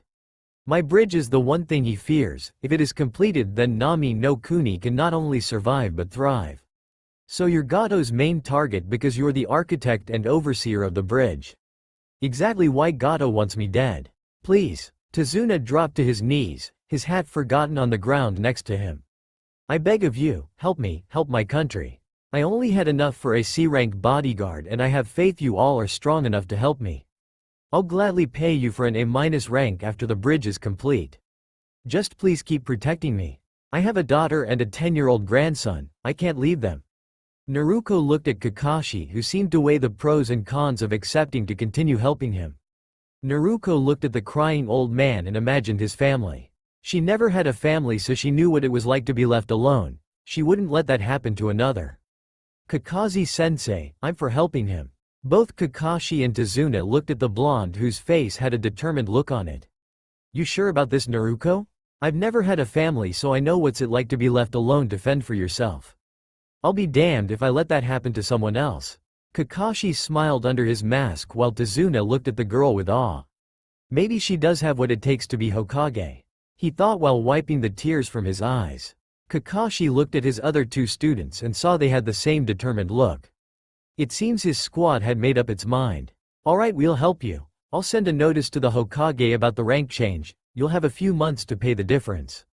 That sound good? Tazuna nodded while Kakashi summoned a nin dog and sent it off with a scroll in its mouth. End flashback. Tazuna-san, it seems we've gotten in unnoticed. I'll drop you off by the mangroves so you can sneak in. Thank you. Naruto was amazed at seeing another country. Even though it seemed like the village had seen better days, it still looked amazing to someone who had never left the village before. The boat came to a stop at a small dock. This is as far as I go. Watch yourself. Thanks, we will. Kakashi was worried, though not for himself. This mission officially is the worst one I've ever had. There will be another attack, and it won't be Chunin this time, it will most likely be Jonin. Could this be any worse? A sound off to their right alerted the squad and Naruto launched a shuriken at it. I spoke too soon. Naruto, what the hell? Sakura yelled at her teammate, jumping the gun like that. She got even more upset at seeing Naruto had nearly hit a rabbit. Why the hell is this rabbit white? Isn't it springtime? Naruto said, holding the frightened rabbit by the scruff of its neck. Kakashi knew the answer to his student's question. A snow hare? Naruto's right, its coat should be brown this time of year. That means it was kept indoors for use as a replacement. You say something, sensei? Everyone get down now. Just after Kakashi finished warning his squad, a large object came spinning out of the trees, flying just inches above everyone and slamming into a nearby tree. Atop the sword was a topless man with the same camouflage pants as the demon brothers, his lower face covered by bandages and his headband tied at an angle on his head. Well, Momochi Zabuza, the kid who ran away from Mizugakure. Naruto, Sasuke, Sakura, don't interfere with this. This guy is on a whole different level compared to you guys. Kakashi's opponent was silent as Kakashi reached for his headband. This may get a little rough. Kakashi of the Sharingan, I presume? I guess it would be too much trouble for you to just hand over the old man, huh? Kakashi of the Sharingan? So that's why he's called the copycat ninja. Naruto thought, now knowing that Kakashi probably was a bigger threat on her growth list than she originally thought. Squad, assume the Manji battle formation. Protect Mr. Tazuna. All of you need to stay out of this fight. That's the kind of teamwork that will keep you alive. Now Zabuza. Kakashi lifted his headband, revealing the famous Sharingan eye, making Zabuza whistle. To face the legendary Mirror Eye so shortly after meeting you, this is an honor. I thought only the Uchiha had the Sharingan? Sasuke thought as his sensei and Zabuza stared each other down. When I was an assassin for Kirigakure, the bingo book had quite an entry on you. The man who is said to have copied over 1,000 jutsu. But enough chit-chat, I'm on a very tight schedule and my orders are to off the old man. But it looks like I'll have to kill you first. In the blink of an eye, Zabuza and his large sword both vanished from the tree, only to reappear on top of the water. Is he walking on water? Sakura asked, fear evident in her voice. Kirigakure no jutsu. With that, a thick fog appeared and Zabuza vanished. If I recall correctly, Zabuza was master of the silent killing technique. I better warn my team. All of you stay on your guard. I haven't necessarily mastered the Sharingan eye yet. If you underestimate him, you can guarantee yourself a quick death. 8 points. The throat, spinal column, lungs, liver, the jugular vein, the subclavicle artery, the kidney, and the heart. So many choices. What vital, vulnerable place should I pick? Naruto looked and saw Sasuke was terrified, but she also felt a presence nearby her. She decided to do something about it. Asshole, snap out of it. Sasuke heard Naruto's voice and looked at her. Everyone jump. Sasuke, Sakura, Tazuna, and even Kakashi jumped up as Naruto slammed her foot on the ground, making the nearby area rumble like an earthquake and the ground beneath her become a small crater. Kakashi noticed Zabuza was off balance due to Naruto's attack and he pressed his advantage by reappearing behind him, jabbing his kunai into his spine. A second Zabuza appeared behind Kakashi, which did not go unnoticed by Naruto. "Sensei, behind you." It was too late as Zabuza's weapon cleft clean through Kakashi, who melted into a puddle of water. "A water bunshin? When was he able to copy me in this mist? Don't move, Zabuza, it's game over." "Thanks for the shockwave, Naruto." Kakashi now had his kunai to Zabuza's neck. The blonde girl's got some strength, but do you really think this is over? You just don't get it, do you? It'll take more than copying me like some kind of monkey to defeat me, a lot more. But I gotta admit you are good. While the blonde girl screamed for everyone to jump, you made the clone, and while I was thrown off by the shockwave you used my own Kirigakure technique to watch me. Too bad for you though. A voice came from behind Kakashi, making his eyes widen. I'm not that easy to fool. The Zabuza Kakashi had cornered melted into a puddle. Shit, that asshole was a water clone too? Naruto wanted to help her sensei fight, but she knew this was a fight that was out of her league. Zabuza swung his sword in a wide arc, making Kakashi duck, while the swordsman stuck his sword into the ground so he could swing his body and kick Kakashi away towards the water. Kakashi slammed into the water and for some reason found it much harder to move his limbs than normally. Why is this water so heavy? Gotcha. Suiro no Jutsu. Before Kakashi could escape, a large sphere of water surrounded him while Zabuza stood off to its side with one arm in the prison, keeping it functional. Good luck getting out, that prison is inescapable. Now it's time to deal with the others. Mizu Bunshin. One of the destroyed water clones reformed itself, slowing, drawing its sword as it stared down the genin. You think you're a ninja just because you wear that headband? A true ninja is one who has taken lives with their own hands, has crossed and recrossed over the barrier between life and death. You're not ninja, you're not even good enough to be in my bingo book. Until that happens, you're just brats. Naruto noticed the clone vanished from sight. He's to your right. Duck. A weird voice came from the back of Naruto's mind. It sounded like a woman's, but she had no time to think about it as she did what the voice said and just barely ducked under a kick from the clone. Not bad, but it won't be good enough to save you. Naruto could see that large sword held above the clone's head about to crash down on her. Roll to your left and throw a kunai at him. As the sword came down, time seemed to slow for the blonde-haired girl as she again listened to the voice rolling to the side while simultaneously drawing a kunai. As the sword came down, impacting on the dirt, Naruto used her strength to fling the kunai at the water clone, watching as the knife pierced its chest, making it dissolve into another puddle. Naruto immediately flipped up onto her feet as Sasuke landed close to her. Naruto, Sasuke, Sakura. Take Tazuna and go. This isn't a fight you can win. If he wants to keep me here, he can't leave the prison. Admirable Kakashi, but this ends now. Zabuza made a single hand seal and another water clone appeared on the edge of the lake. Before it could even do anything, a seemingly focused tremor ripped into it, revealing a grinning Naruto, who at the moment learned she could direct her strength thanks to the strange voice in her mind. Hey freak, what's life without eyebrows? Zabuza glared at the smiling blonde who cracked her knuckles. Got a new listing for your damn bingo book right here. A girl who's gonna be the first female Hokage. Uzumaki Naruto, Konoha Genin and headbitch in charge. For added emphasis, Naruto flipped Zabuza off. Hey asshole, I got a plan. Sasuke looked at her. Despite all that was going on, he couldn't help but notice her confident smile and how cute it made her look. So now you have a plan, She-Hulk? Naruto's eye twitched, but then she remembered the situation at hand and forgave him, this time. Zabuza was getting annoyed and summoned another water clone from the previous destroyed one who blocked the genin from making it to their sensei. What are you two doing? I told you to get out of here. His clones can only go a certain distance away from him before he loses concentration. Take Tazuna and run. No offense, sensei, but shut up and let us rescue you. Don't forget what you taught us. Shinobi who abandon their teammates are worse than scum.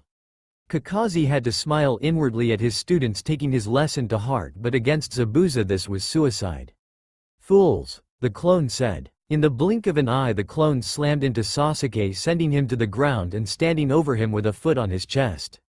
Sasuke. Sakura was worried for Sasuke. Even though he was the rookie of the year, she just saw him get taken down like it was nothing.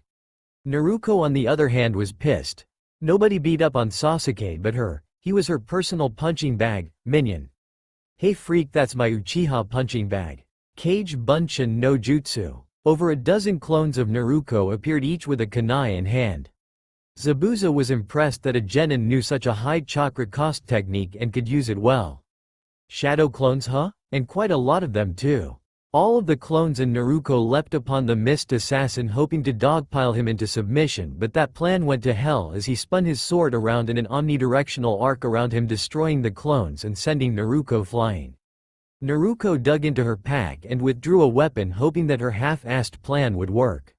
Sasuke, catch! Naruto tossed him a windmill shuriken and she noticed his look of understanding as he caught it, and she winked at him, which would have made him blush had they not been fighting a crazy assassin ready to kill them.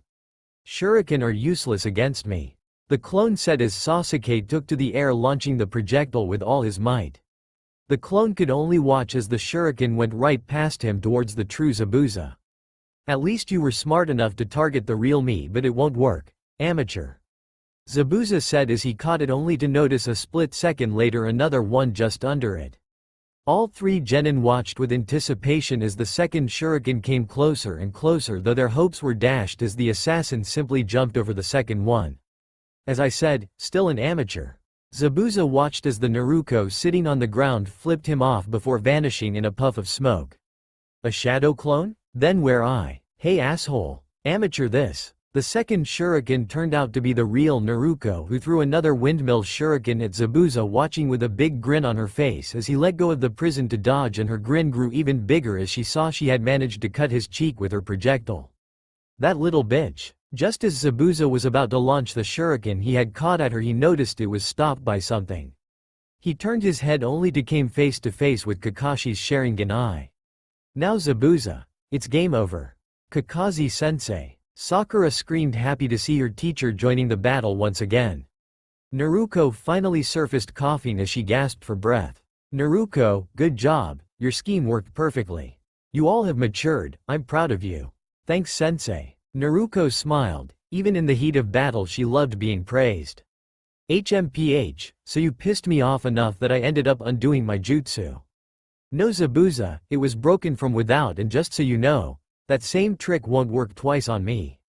Your move. Zabuza jumped back and with precision that only came from experience went through all 42 hand seals of Sweden. Water Dragon Missile. But Kakashi also was going through the same hand seals at the exact same speed as Zabuza. Sweden. Water Dragon Missile. Both shinobi cried out as the genin squad and Tazuna could only watch in awe as two large dragons made entirely of water emerged and crashed into each other. Holy shit, Kakashi has gotta teach me that. Naruto thought as she watched her sensei and the missing nin go toe-to-toe just seconds after the dragons collided. So many seals, and done so quickly. And Kakashi's sensei mirrored them all flawlessly. Sasuke wasn't jealous of his sensei, he knew if he had his own Sharingan he would have been able to copy them too. All it did was make him strive to unlock his faster. Zabuza could feel something wasn't going right with this battle. For every move, every little gesture he did, Kakashi mirrored it. It's like he sees through them all. Grr, you mimic me like a damn parrot. I'll shut your beak for good. Zabuza hesitated the moment he saw a copy of himself behind Kakashi doing the same handseal he was currently on. Kakashi took advantage of Zabuza's hesitation and finished the final handseal. Sweden. Giant waterfall. What? This is absurd. Zabuza was helpless as the giant vortex of water carried him off, a single thought running through his mind. Before I could even finish my ninjutsu, he used the same technique against me. I can't keep up with him. Zabuza's body slammed against a large tree, followed by a shuriken in each limb preventing him from moving. That eye of yours, Kakashi, can it see the future? Yes, and I foresee your death. Just before Kakashi could plunge his kunai into Zabuza's skull, two senbon needles plunged right into the missing nin's neck, killing him. Your prediction came true, said a young teen wearing a swirl mask with a mist symbol on it. Thank you for your help. It would have been difficult to kill him myself, but you helped me with this admirably. Correct me if I'm wrong, but aren't you a hunter nin from Kiri? You are an observant one. Yes, I am a hunter nin from Kiriga. Okay, what the hell is going on here? WHO the fuck are you? Naruto, relax, that's not an enemy. That's not what I'm talking about, sensei. Zabuza is now dead. WHO need I remind you wasn't a damn pushover. Yet he gets killed by a fucking kid my age? What do we suck or something? Kakashi walked over to his student and patted her head, which seemed to calm her down for the most part. Naruto, I feel for you, but this honestly won't be the last time we run into a kid who's younger than you, and stronger than me. Forgive me for interrupting your quarrel, but I must dispose of the body lest it give up our secrets to our enemies. Goodbye, Leaf Ninja. And with a simple shunshin the young hunter nin vanished with Zabuza's body. Well, I suppose it's safe to assume we can now take Tazuna-san home now. Yeah, you kids can rest at my place. And before any of them could take a single step, Kakashi fell over flat on his face. Damn, must have used the Sharingan too much. The team made it to Tazuna's home where his daughter Tsunami was waiting. Upon seeing the state of the Genin squad's teacher, she immediately had them put him to bed. Kakashi-san, are you going to be okay? I will, in about a week. Rest, sensei, you'll need to recover your strength. Sakura said, worrying if their teacher would be alright. The next day Kakashi was dead asleep. His Genin squad huddled in a corner of the room whispering amongst themselves. You do it, Naruto. Screw you, Bubblegum, you do it, or better yet make the genius asshole do it. I say Sakura should do it. He will suspect her the least and will not see it coming. You really think so, Sasuke-kun? Sasuke nodded. He had to admit the girl was eager to please. Okay, I'll do it. Naruto and Sasuke watched with smirks on their faces as Sakura crept as quietly as she could towards their sleeping sensei. They had all wondered since day one what he was hiding under that mask, and both hoped she was successful. Naruto honestly hoped her sensei was hot. I mean, sure, she took her career as a kunoichi seriously, but damn it all, she was still a teenaged girl, so she had every right to wonder if her teacher was a hunk under his mask. Sakura was inches away from grabbing her sensei's mask. Her breathing had quickened due to the chance of what her sensei would do if she were caught. Just a split second before her fingers could grab the stretchy material of his mask, his hand shot up and grabbed her wrist. Sakura, what do you think you're doing? His eyes weren't even open yet, he could tell it was her. In fact, she felt like his eyes were watching her underneath his eyelids, which creeped her out more than when his eyes slowly slid open, revealing his eyes actually were looking at her. Nothing, sensei? She tried to put on the most innocent look possible, which only got an eye smile from Kakashi. Well, since you have enough energy to try and remove my mask, perhaps I should start you guys with training. Naruto at hearing this was excited. Sweet. What are we gonna learn, sensei? The Shunshin? That badass water dragon attack? Ooh, I'm so excited. Both Kakashi and Sasuke smiled at how girlish Naruto was acting. It was cute to see the normally tomboyish girl acting, well, girly. When we get outside, Naruto, I'll explain the training, but right now help me up, please. Sure, sensei. As Kakashi led his students to a forest clearing, he was wondering something about the hunter nin from the day before. He felt he was missing a very important detail, something very vital. Then it hit him. The hunter nin didn't dispose of Zabuza's body immediately and used senbon needles to kill him, which were tools normally used for acupuncture. Well, I guess it's a good thing I'm going to train you guys, since I just figured out Zabuza isn't really dead. All three of his genin looked at him wide-eyed while he simply smiled his eye smile and scratched the back of his head. There was a moment of silence in the clearing before Naruto broke it. Smooth, sensei. Very smooth. Kakashi just chuckled, ignoring his student's remark. So what are you gonna teach us, oh forgetful sensei? I'm going to teach you to climb trees. His team looked at him like he was crazy. Without your hands. Now they definitely thought he was mad. Sensei, did Zabuza kick you a little too hard? You feeling okay? Kakashi laughed. Both he and Obito had thought Minato sensei was crazy when he first told them about the chakra control exercise. Rin, being a medic nin, already knew about it, so it didn't bother her. No, Naruto, I assure you I am fine. I thought the same thing when I was your age. Here, it might be better if I show you what I mean. Kakashi put his hands in a ram seal and with the crutches walked up the tree until he was hanging from a branch by his feet. See? This is what I mean. That is so cool. Naruto screamed. She was hoping for the water dragon jutsu, but this would do, for now. How do we do that, Kakashi-sensei? Sakura asked, knowing they needed to find out before Naruto charged the tree. which Sakura knew she would do to her impatience. I'm glad you asked, Sakura. You need to channel chakra through your feet to allow you to stick to the tree. The feet are the hardest part of the body to channel chakra through, so this will help you increase your chakra control, which will help you use less chakra when using jutsus. Kakashi pulled out 3 kunai and threw them towards his genin, each looking at the knife that landed at their feet. Use those kunai to mark your progress. I don't expect each of you to reach the treetop on the first try. Also, I would recommend a running start to gain some momentum. No problem. This should be easy, Naruto said, twirling the kunai on her finger.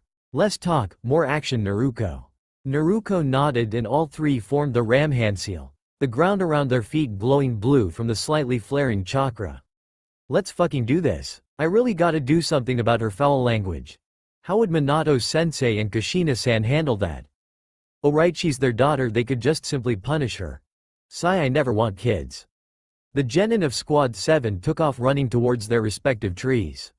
Sasuke made it only a few steps before the amount of chakra he was using blew him off the tree with a small explosion of wood. Sakura made it to the very top while Naruto made it halfway up before having to mark her progress and leap down. She-Hulk, how were you and Sakura able to get so far while I simply blew off? Kakashi cleared his throat at this point before Naruto could make a remark about being better. I can explain that, Sasuke. When you put too much chakra, the surface's own energy will repel you off. Too little and you'll never stick. The reason Sakura and Naruto were able to go so far is simple. Females tend to have small chakra reserves, which in turn means their chakra control is enormous. Naruto is an exception because she has much higher than normal reserves for a female, so while her control isn't near perfect like Sakura's, she has better control than the average male. Kakashi could see his blonde student smiling. He could tell she was soaking up his praise like a sponge. This is how it should always be for her in the village, praise and thanks, not scorn and hate. You as a male tend to normally have high chakra reserves, which means average to below average control. This is the main reason why most of the best genjutsu specialists and medic nins tend to be female, though as seen with Naruto this is not always the case. Try again, Sasuke, but try to use less chakra this time. Naruto walked over to Sasuke and slapped his back. Don't worry, asshole, you'll get it. I mean, you are the rookie of the year. Sasuke would have smirked until he heard Naruto laugh. She had finally found something she was immediately better at than Sasuke and was gonna rub this in his face as much as possible. Watching them from behind a tree was a young boy wearing a bucket hat, watching as the 3 ninja went about their training before walking away, the memory of a smiling man in his mind. Fools. They're wasting their time. In a hidden base up in the treetops of a forest in Wave, Zabuza was resting his body, his faithful tool Haku watching over him and trying to speed up his recovery. Haku, you have all the finesse of a butcher. Did you have to hit my neck? Zabuza-sama, I didn't want to scar your body, besides the neck was easier to target during the chaos of your battle. Haku said with an innocent smile. You're a sadistic one, that's for sure. Zabuza mumbled, getting a giggle from his tool. A voice from the doorway drew their attention. It seems ninja from Kiri are overrated, it seems. You got some nerve showing your face around here after taking a beating like that. Gato, a small pudgy dwarf of a man, stood there in his pressed suit with 2 samurai bodyguards flanking him. You can't even clean up for your miserable subordinates, the demon, yeah right. Zabuza kept quiet, though he palmed a kunai under the blanket covering him, knowing he would have no problem taking the dwarf's arm off if he so much as even thought about touching him. Both Gato's bodyguards reached for their swords, only for Gato to motion for them to stop. Hold it, you two. So what, Zabuza? Got nothing to say for yourself? No last words? Slowly Gato reached for Zabuza's neck, inching closer and closer. Zabuza gripped the kunai in his hand and was about to swing before Haku grabbed Gato's arm and squeezed hard, breaking the pudgy man's arm. You will not touch my Zabuza-sama. The look in Haku's eyes was pure cold-hearted murder. Gato's bodyguards both began to draw their swords, but in an instant their swords were in Haku's hands and the blades against their throats, drawing a small line of blood. You don't want to do that. Not when I'm angry. This kid is some kind of monster. Gato and his guards thought before moving away from Zabuza and Haku. Zabuza, there had better not be any more mistakes. Understood? If you fail again, don't even think you can come back here. All 3 left and for a minute no spoke. Haku, there was no need for you. I know, but it's too soon to finish him off. If we cause a commotion here we'll have to run again. And besides, he doesn't deserve to touch you. Zabuza looked at the teen for a moment before snorting and trying to go to sleep. Sasuke couldn't understand it. He was an Uchiha, not only that he was the rookie of the year. So why was tree walking so damn hard for him? He glared at the tree which he was sure was glaring back at him for all the foot-shaped holes and slash marks that were now in it. Sakura was allowed to go in to eat while both he and Naruto weren't allowed until they made it to at least where Sakura had gotten. Naruto seemed to be doing much better than him, which also annoyed him. Sure, she tended to be better than him in taijutsu. Mainly for the fact due to her super strength taijutsu against Naruto was suicide, but still he dominated her in everything else. Until it came to chakra control it seems. He looked over at his teammate who was now doing some side stretches before she tried tree walking again. She had taken off her orange jumpsuit jacket and now he could see how well developed she was compared to the other girls in the class due to her black t-shirt hugging her body, which made Sasuke gulp and blush.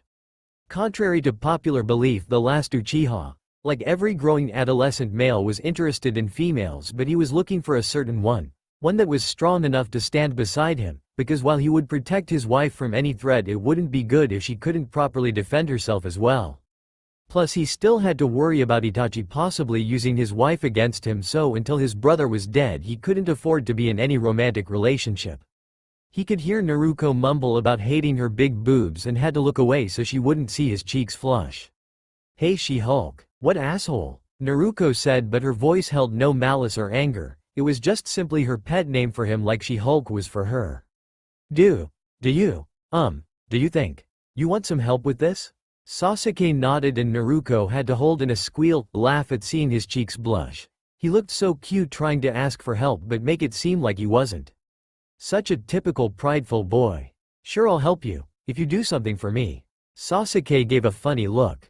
If it were Sakura or Ino or any of his other fangirls he would have expected her to ask him for a date, but Naruto thankfully was not a fangirl, which he respected her for. "What do you want? Money? Ramen? One of my clan's fire jutsus? Tempting, all very tempting, but no, I don't want any of those. In fact, I can't think of something I want right now, so I'll take an IOU. I'll collect my favor from you some other time, okay?" Sasuke was worried what this favor would be and when she would collect it. "Okay then, just remind me when you do call your favor in."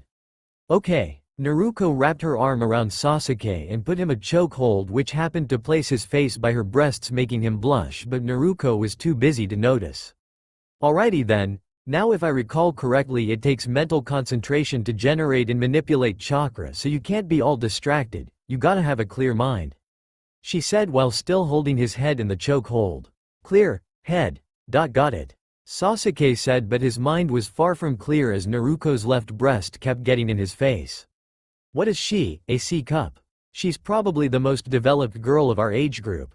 Naruto let go of Sasuke and bent over to stretch, reaching for her toes, feeling her back pop a few times. Sasuke at this moment happened to look up and come face to face with Naruto's behind.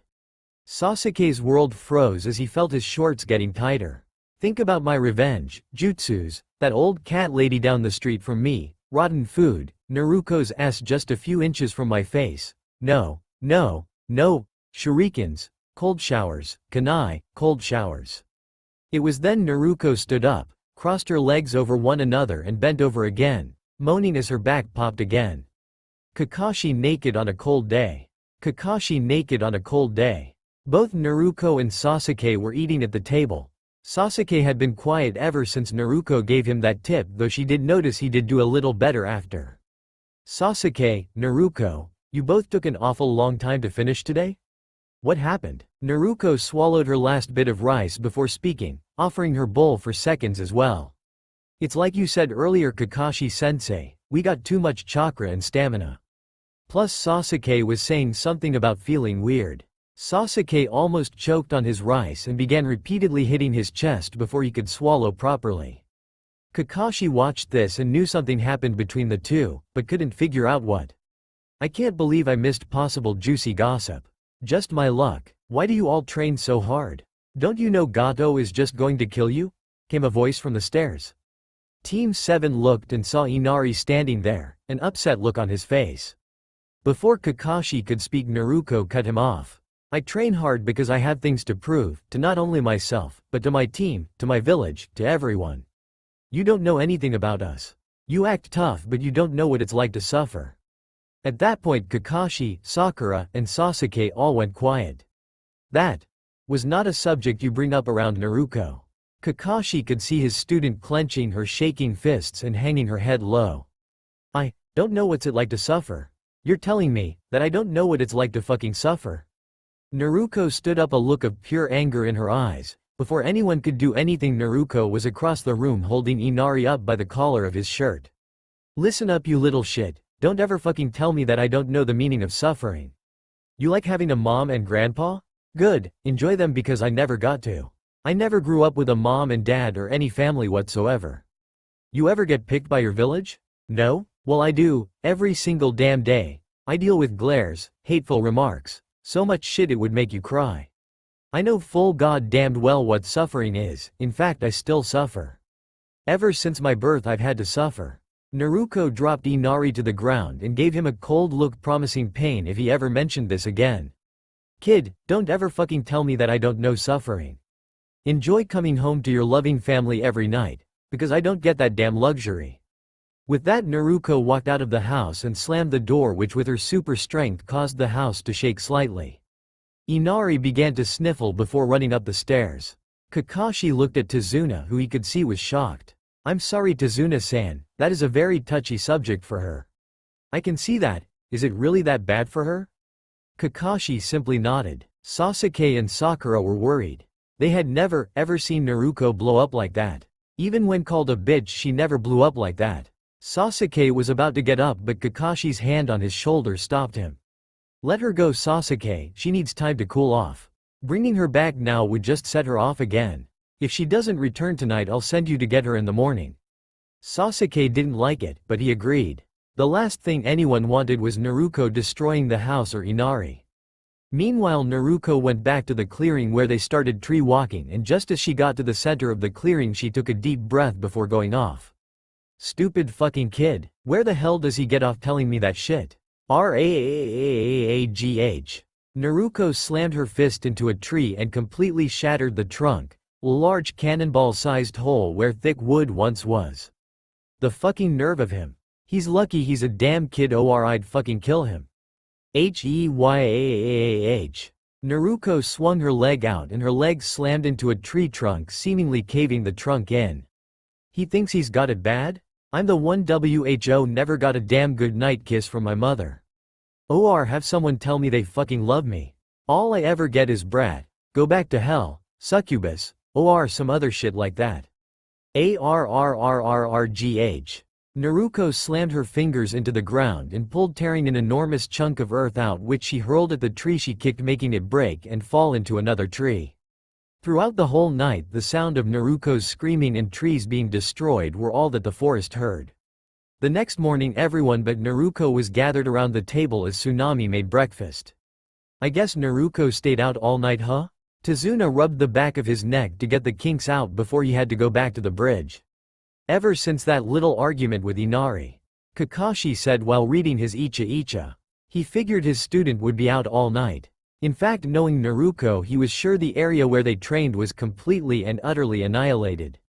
That idiot better be okay. With the way she overreacts, it's possible she could kill herself. Don't worry too much, Sasuke. Naruto may be a temperamental, goofy girl, but she is a full-fledged ninja. In fact, why don't you go get her? I'm sure she's hungry by now. Back in the clearing, Naruto was on her back sleeping peacefully, covered in dirt and grass stains, while a stranger crouched over her body. The stranger's hand looked like it was reaching menacingly for her neck, but instead it grabbed her shoulder and shook it. You'll catch a cold if you keep sleeping on the ground, you know. Huh? What? Who are you? Naruto said, rubbing sleep out of her eyes. Oh, forgive me, my name is Haku. Uzumaki Naruto, at your service. Naruto, would you mind helping me pick some herbs? Sure, Yan, it'll help me wake up. About 20 minutes later, Naruto grabbed a few more herbs and placed them in the basket Haku had brought. These weeds and such are really medicinal? I'm sorry to have imposed on you. Naruto waved it off. I'll just think of this as beginner medical training. Training? So you're a ninja? Yup. The best there is. Or at least soon to be the best. What are you training for? Many reasons: to get stronger, to be respected, to prove a point to a snot-nosed brat, to take over the world, you know the usual. Haku giggled. This girl, even though she was the enemy, was funny. Do you have anyone special in your life, Naruko-san? Like in what way? Romantically? I honestly doubt that will ever happen where I live.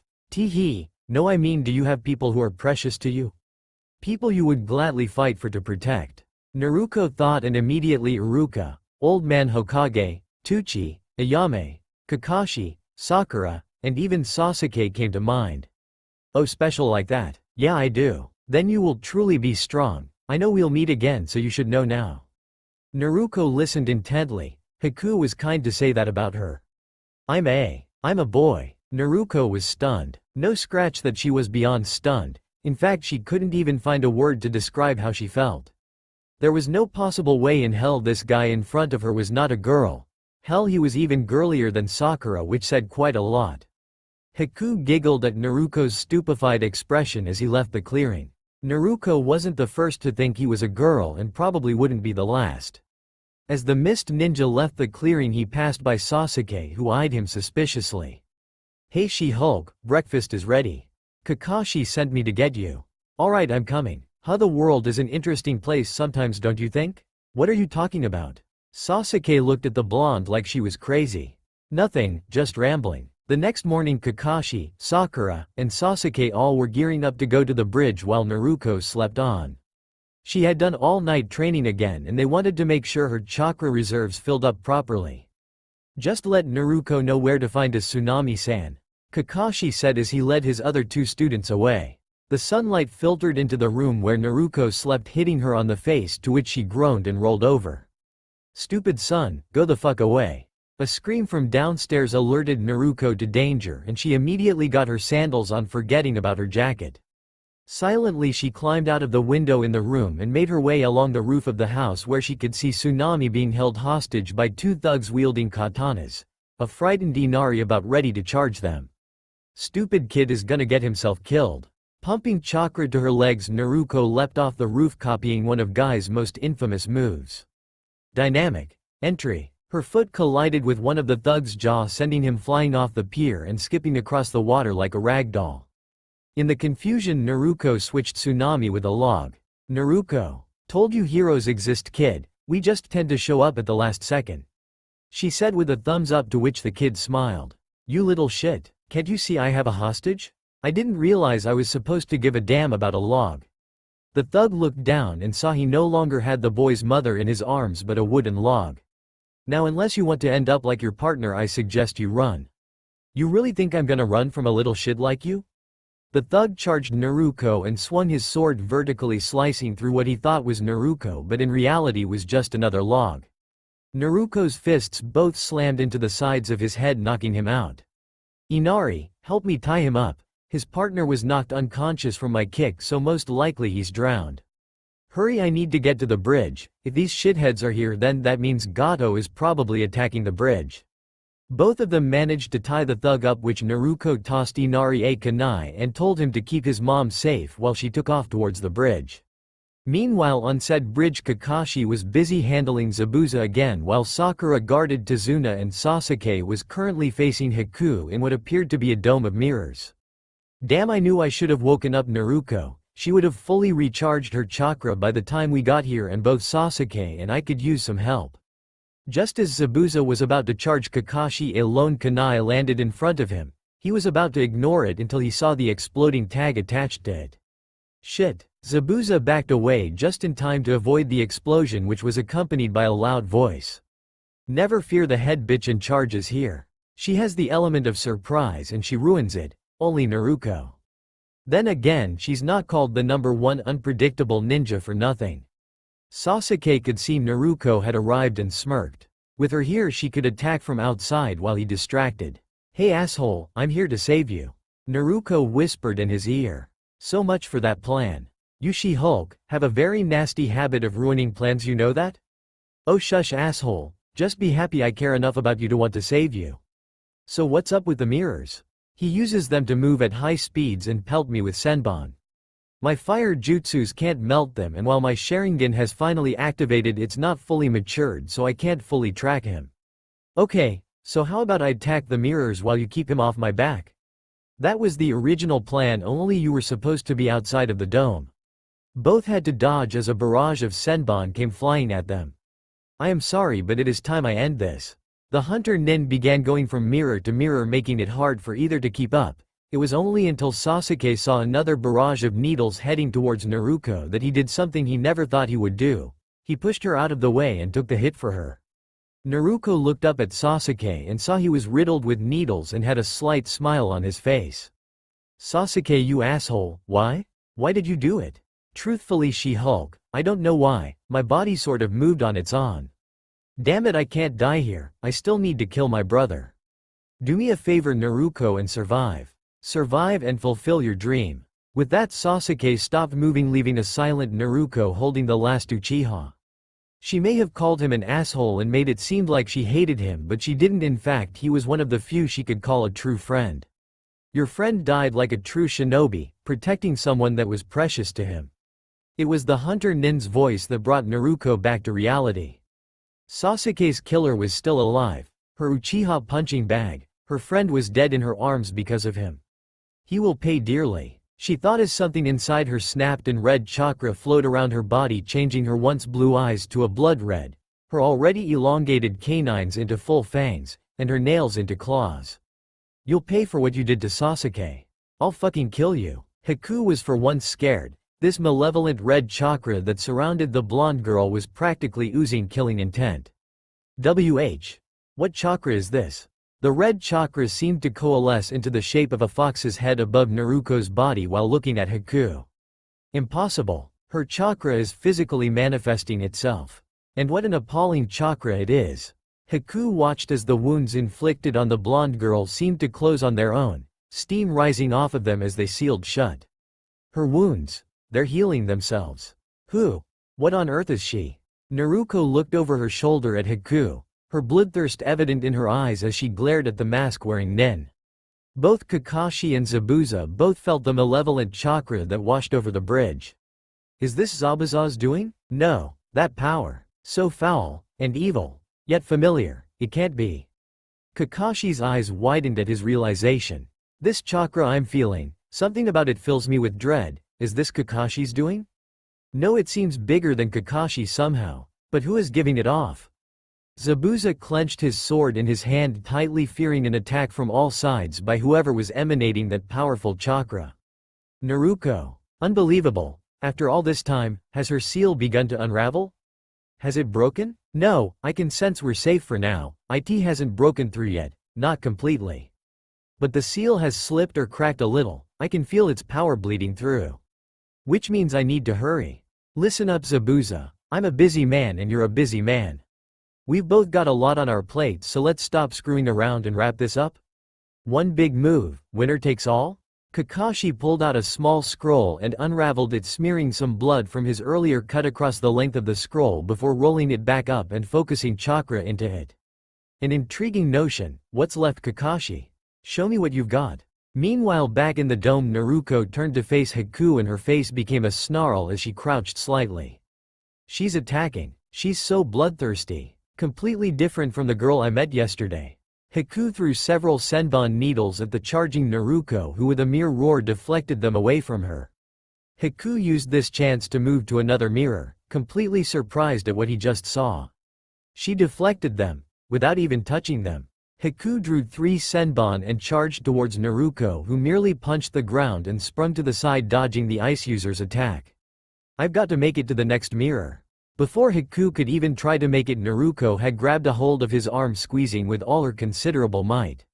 This is bad. I can't withstand her chakra anymore. With a roar, Naruto crushed Haku's arm, making him lose focus for a moment, which is all she needed to punch him in the face, sending him through one of his mirrors, which made him break the justice, making the other mirrors shatter as well. Naruto took off once she saw the hunter nin get up, charging towards him with the intent to finish him off. She would have succeeded too had the mist nin's mask not shattered, revealing the boy she had met the previous day. You're that boy from yesterday. Naruko's features went back to normal as the fox's chakra dissipated from her body. Why did you stop? I murdered your comrade, your friend, someone you care about, and you still spare me? Naruko looked over and saw Sasuke's needle-ridden body, which caused her to follow through with her punch, sending Haku to the ground. What happened to all that power from before? You can't hope to kill me with that force you put behind that punch. Finish me off. Zabuza-sama has no use for a weak shinobi. Why waste all that devotion on such an asshole? That mercenary scumbag doesn't care who he works for or who gets hurt as long as he gets paid. Is that browless freak really precious to you? I was precious once. When I was little I lived with my parents in a snowy little village in Kiri. But when I got old enough something happened. Blood. My blood. What the hell are you talking about? My father killed my mother and tried to kill me. Kiri has been plagued by a civil war of sorts, with the two sides being those with bloodline abilities or Kekkei Genkai and those without. After the war those of us with Kekkei Genkai were hunted down, and those of us who survived did so because we hid our abilities. I'm sure that boy I killed grew up knowing the pain I speak. We are special, we are powerful, but most of all we are feared. My father learned that my mother came from a clan that had a bloodline, and before I even realized what happened, I had killed my father. Then it came to me, I had to accept it, which was the hardest thing. Accept what? That I was alone in the world, shunned, unwanted. Didn't you tell me you wanted respect from your village? If someone, just one person not only did that but acknowledged you, even cared for you, wouldn't that one person become the most precious person in the whole world to you? At that moment an image of Iruka flashed through Naruko's head. Zabuza-sama adopted me, knowing who I was and what I was. The very thing people hated me for he didn't. In fact he cherished it, he wanted it. I was so happy.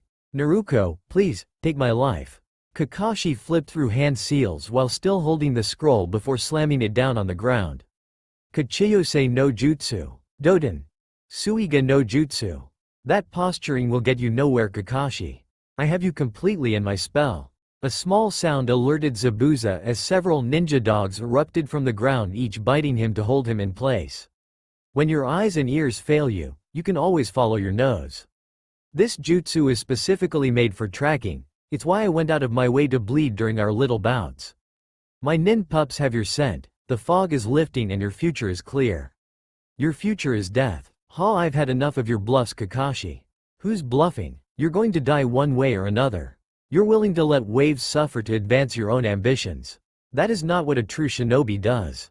Spare me the philosophy lesson, I'm fighting for my own ideals and I'm not about to stop. Kakashi flipped through 3 hand seals before his right hand became covered in lightning chakra. Your future is death. What are you waiting for, Naruko? Okay, I get it, you don't like losing, but wanting to die just because I beat you is crazy. There is more to you than just fighting. Your boss has to like you more than just that, right? Naruko, the day I met you in the forest I was thinking we were the same. Surely you can understand. I'm sorry you had to bloody your hands. Is there no other way? No, Naruko, there isn't. I hope you make your dream come true. Sasuke, he had a dream too. I just wish we had met some other way, someplace else. We could have been friends, you and I. Naruko pulled a kunai out and charged towards Haku. Thank you, Naruko. You're going to be very strong one day. Just before Naruko made it to Haku, he sensed something was wrong with Zabuza and caught Naruko's hand. I'm sorry, Naruko, but I can't die just yet. With his lone hand, Haku flipped through hand seals and conjured a mirror and vanished. Haku. Kakashi charged towards Zabuza, intent on thirsting his Reikiri through him, to find that his hand was now through the young hunter Nin Haku. Zabuza S. Sama. Well, Kakashi, you said my future was death, but it seems you were wrong again. Naruko could see figures in the mist and rushed towards them, only to see Kakashi's hand through Haku's chest. Zabuza grabbed his sword and swung it towards Kakashi, who shined away with Haku's body, where he laid it down and closed his eyes. So it seems you were able to get away just because poor Haku was already dead. That bastard. Naruko was about to charge Zabuza when Kakashi's voice stopped her. Naruko, stay out of this is my fight. Naruko, you're alive. Naruko turned to see Sakura guarding Tazuna. Oh shit, Sakura. This won't end well. What about Sasuke? Naruko's silence plus her frown didn't sit well with Sakura, who froze as if her whole world was now shattered. Kakashi was listening in, and when he didn't hear Naruto respond to Sakura's question, he knew what it meant. Don't let yourself get distracted, Kakashi. Zabuza charged Kakashi, who ducked low and kicked him in the gut, knocking the breath out of him. Sakura-san, I'll stay with you, so you're not disobeying your sensei. Both Sakura and Tazuna ran past Naruto, who kept her head down and was shaking, her fists clenched tightly. Sakura and Tazuna both saw Sasuke's body covered in needles. Sakura felt his body and it felt so cold. Tazuna could see the girl was fighting to hold it in. It's okay to let it out, there are times when you just have to cry, don't hold it in for my sake. Sakura was silent for a moment before she spoke. I used to always get perfect scores on my tests. One of these tests had a question. What is rule number 25 of shinobi conduct? And like always I simply answered it. No matter what happens, a true shinobi must never, ever show their emotions. The mission is the only priority. Carry that in your heart and never ever shed a tear. Sakura broke down, tears of sadness dropping on Sasuke's face. So this is what a shinobi is. How horrible it is. To make children go through that. Tazuna thought as he watched the pink-haired girl cry over her teammate. Naruto clenched her heart, knowing she was the reason Sakura was crying, was the reason Sasuke was dead. Never again could she smile at him and call him an asshole. Never again would he give her that cute but arrogant smirk and call her She-Hulk. He just had to be a hero. He couldn't have just been a self-centered jerk and saved his own skin. That asshole just had to be a nice guy to her and protect her. Zabuza couldn't understand it. Kakashi was batting him aside like he was a pest, and try as he might to hit him, he couldn't seem to land one blow on the copy nin. Before he even knew what was going on, Kakashi had his hand on the back of Zabuza's neck and plunged 2 kunai into each of his major arm muscles. There, now you can't use either arm. A voice from the end of the bridge caught all their attention. Well, he's certainly made a fine mess of you. What a pity, Zabuza. Gato, what are you doing here? And why did you bring all of them? Simple, there has been a slight change of plans, or of your plans anyways. You must have guessed I never did intend to pay you. It's such a hassle hiring skilled shinobi, so expensive, and their village and friends tend to be upset when you kill them. Nukanen, on the other hand, no one cares what happens to you when the job is done. When you ninja wear each other down, common thugs can finish the rest. It's a good business plan, cheap and effective. Hiring you was probably my worst mistake. You're no demon, a baby demon maybe. Kakashi, it seems I am now unemployed, which means our differences are settled. Yeah, looks like it. There still is one thing to do. Gato walked over to Haku's corpse and started kicking it, which made Naruto take off, only to be stopped by Kakashi. Naruto, cool it, there are a lot of them there. Hey, why don't you do something, damn it? He worked for you. Practically fucking worshipped you. Like what? Haku is dead, but shouldn't you care? That fat bastard is desecrating his corpse. Kid, Haku and I were used, that's what happens to shinobi. I didn't value Haku for himself, but for the power his blood carried and what his talents could do for me. I apologize for nothing. You really mean that? Naruto, enough. Our quarrel is over, leave him alone. Shut up. He's still my enemy, especially if he won't do anything about Haku. He really cared about you. He was fucking devoted to you. But to you that's nothing, that he was nothing. You're telling me you don't feel a damn thing. Are you really that fucking heartless? He gave his life for you. He died. Without any of his dreams coming true. That's too much, too cruel. Kid, Naruto looked up at Zabuza and could see he was crying just like she was. Not another word. Kid, what Haku did was not just for me. While he fought, his heart broke over you and your friends. That is the honest truth. He was too kind, too gentle. I'm glad, girl, my last battle was against you. You're right, you know. We may be shinobi, but in the end we're just simply human. With all the feelings involved, and I have now lost everything. Girl, would you lend me your kunai? Naruto sniffled and tossed it to the missing nin, who had now chewed through the bandages covering his face and took off towards Gato and his men. What are you all waiting for? Kill him. Zabuza flared his chakra, which like Naruto's seemed to transform into a monstrous shape, scaring all of the thugs. A demon. Gato thought he was safe behind his men until he saw Zabuza slaughtering them all with just a kunai in his mouth, taking swords, picks, and other weapons in his back. Gato could only watch in horror as Zabuza stabbed the kunai into his chest. Why won't you die? If you're in such a hurry to be with your little friend, go alone. I have no intention of going to the same place as Haku. I'm taking you with me to hell. Even a baby demon in life can grow up into a real demon in hell. Zabuza pulled the kunai out and in one swift motion cut off Gato's head, staring the rest of the thugs in the face, his eyes hardened, daring any of them to charge him. Looks like this is goodbye for now, Haku. Thanks for everything, and I'm sorry. Zabuza fell to the ground, leaving a stunned Naruto, who then began to close her eyes. Naruto, don't look away, that was the end of a man who lived his life fully. Sakura continued sobbing over Sasuke's body, which unseen to her had twitched. Sakura, your arm is heavy. Sakura blinked once, then twice just to make sure it wasn't a dream. Sasuke really was alive. Sasuke, Sasuke, Sakura, you're hurting me. Oh, I'm sorry. I'm alright. How's Naruto? And that creep in the mask?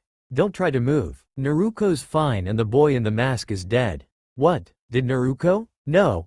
I'm not sure. The boy died protecting Zabuza from Kakashi-sensei. Naruto. It's Sasuke. He's alive. Naruto turned to see if she was telling the truth, only to see Sasuke standing waving his arm at her weakly. Naruto ran over to them and it seemed to all she was going to hug Sasuke, until her fist slammed into his jaw. You're such an asshole, Sasuke. Naruto. Sasuke's injured. Don't punch him. Naruto ignored her teammate and grabbed Sasuke by his collar, dragging him close to her. You dumbass. Of all the stupid, idiotic things to do. Why? Why when you could have just let me take the hit? What's wrong, She-Hulk? Worried about me? Naruto punched Sasuke in the gut, causing to lose his breath. Fuck yes, I was worried about you, you asshole. I had thought you had gotten killed for me. Do you have any idea how traumatic that is? Well, do you? Sasuke was silent and Naruto, in the heat of the moment, did something she would have never imagined doing. She kissed him, hard. As she pulled away, she could see Sasuke was not expecting that. Hell, she herself wasn't, to be honest. Sasuke. Don't you ever make me worry like that again, understood? Sasuke could see if he didn't say yes, she probably actually would kill him, so he nodded. Good, asshole. Sasuke had to smirk. He figured she was just upset with him for the whole dying thing. Then again, who wouldn't be mad at their friend for pulling a stunt like that? Aren't you sweethearts forgetting something? You just killed our meal ticket. Now the only way to break even is to loot the town. A lone crossbow bolt landed in front of the group of thugs. Naruto and the others turned to see Inari and the villagers all armed, ready to defend their home. Stop right where you are. This is our home. Come one step closer and you'll die where you stand. Inari, a hero always arrive at the last second, you know? Naruto smiled and formed a familiar cross hand seal. Mind if I join you? Kage Bunshin no Jutsu. Over a dozen Narukos stood there ready to fight the thugs. I can't manage anything solid with my chakra this low, but a bluff should be enough to scare these guys off. Kage Bunshin no Jutsu. Kakashi style. Over 100 copies of Kakashi stood all armed with kunai and doing hand seals. Now shall we? Never mind. Run away. The thugs started running and jumping over each other to get off the bridge. They had all seen what Zabuza had done to them, and he was one ninja. Never mind the hundreds that were now on the bridge. The bridge was safe now, and Gato was dead, meaning Wave was now safe. Everyone, including the ninjas that helped protect them, could rest easy. A week later, Sasuke was resting his body. Kakashi had wanted him to take it easy due to the injuries that Haku had given him. While they weren't life-threatening, moving around too much would mean he would have to be bed-ridden for that much longer. He stared at the ceiling and heard someone come into his room. He figured it was Sakura and closed his eyes. This wouldn't have been the first time she came in to check up on him, so he had come to expect it. What he did not expect was hearing Naruto's voice. Hey Sasuke, you awake? Yeah, what do you want, She-Hulk? She smiled. It was good to hear him call her that. Anyone else and she'd be pissed, but after what happened she decided to let him get away with it. She lightly flicked his forehead as a small way of punishing him. After all, she couldn't let him completely get away with it.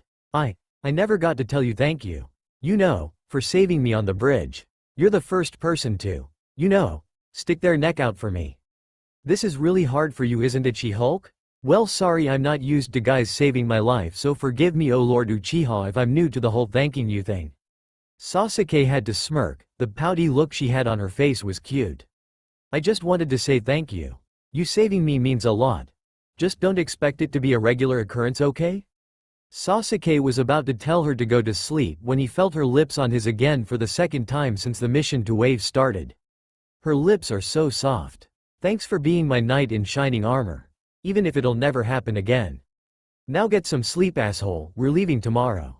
The old Naruto was back and Sasuke had to admit that he liked it when she acted all girly one second then back to her tomboyish ways the next.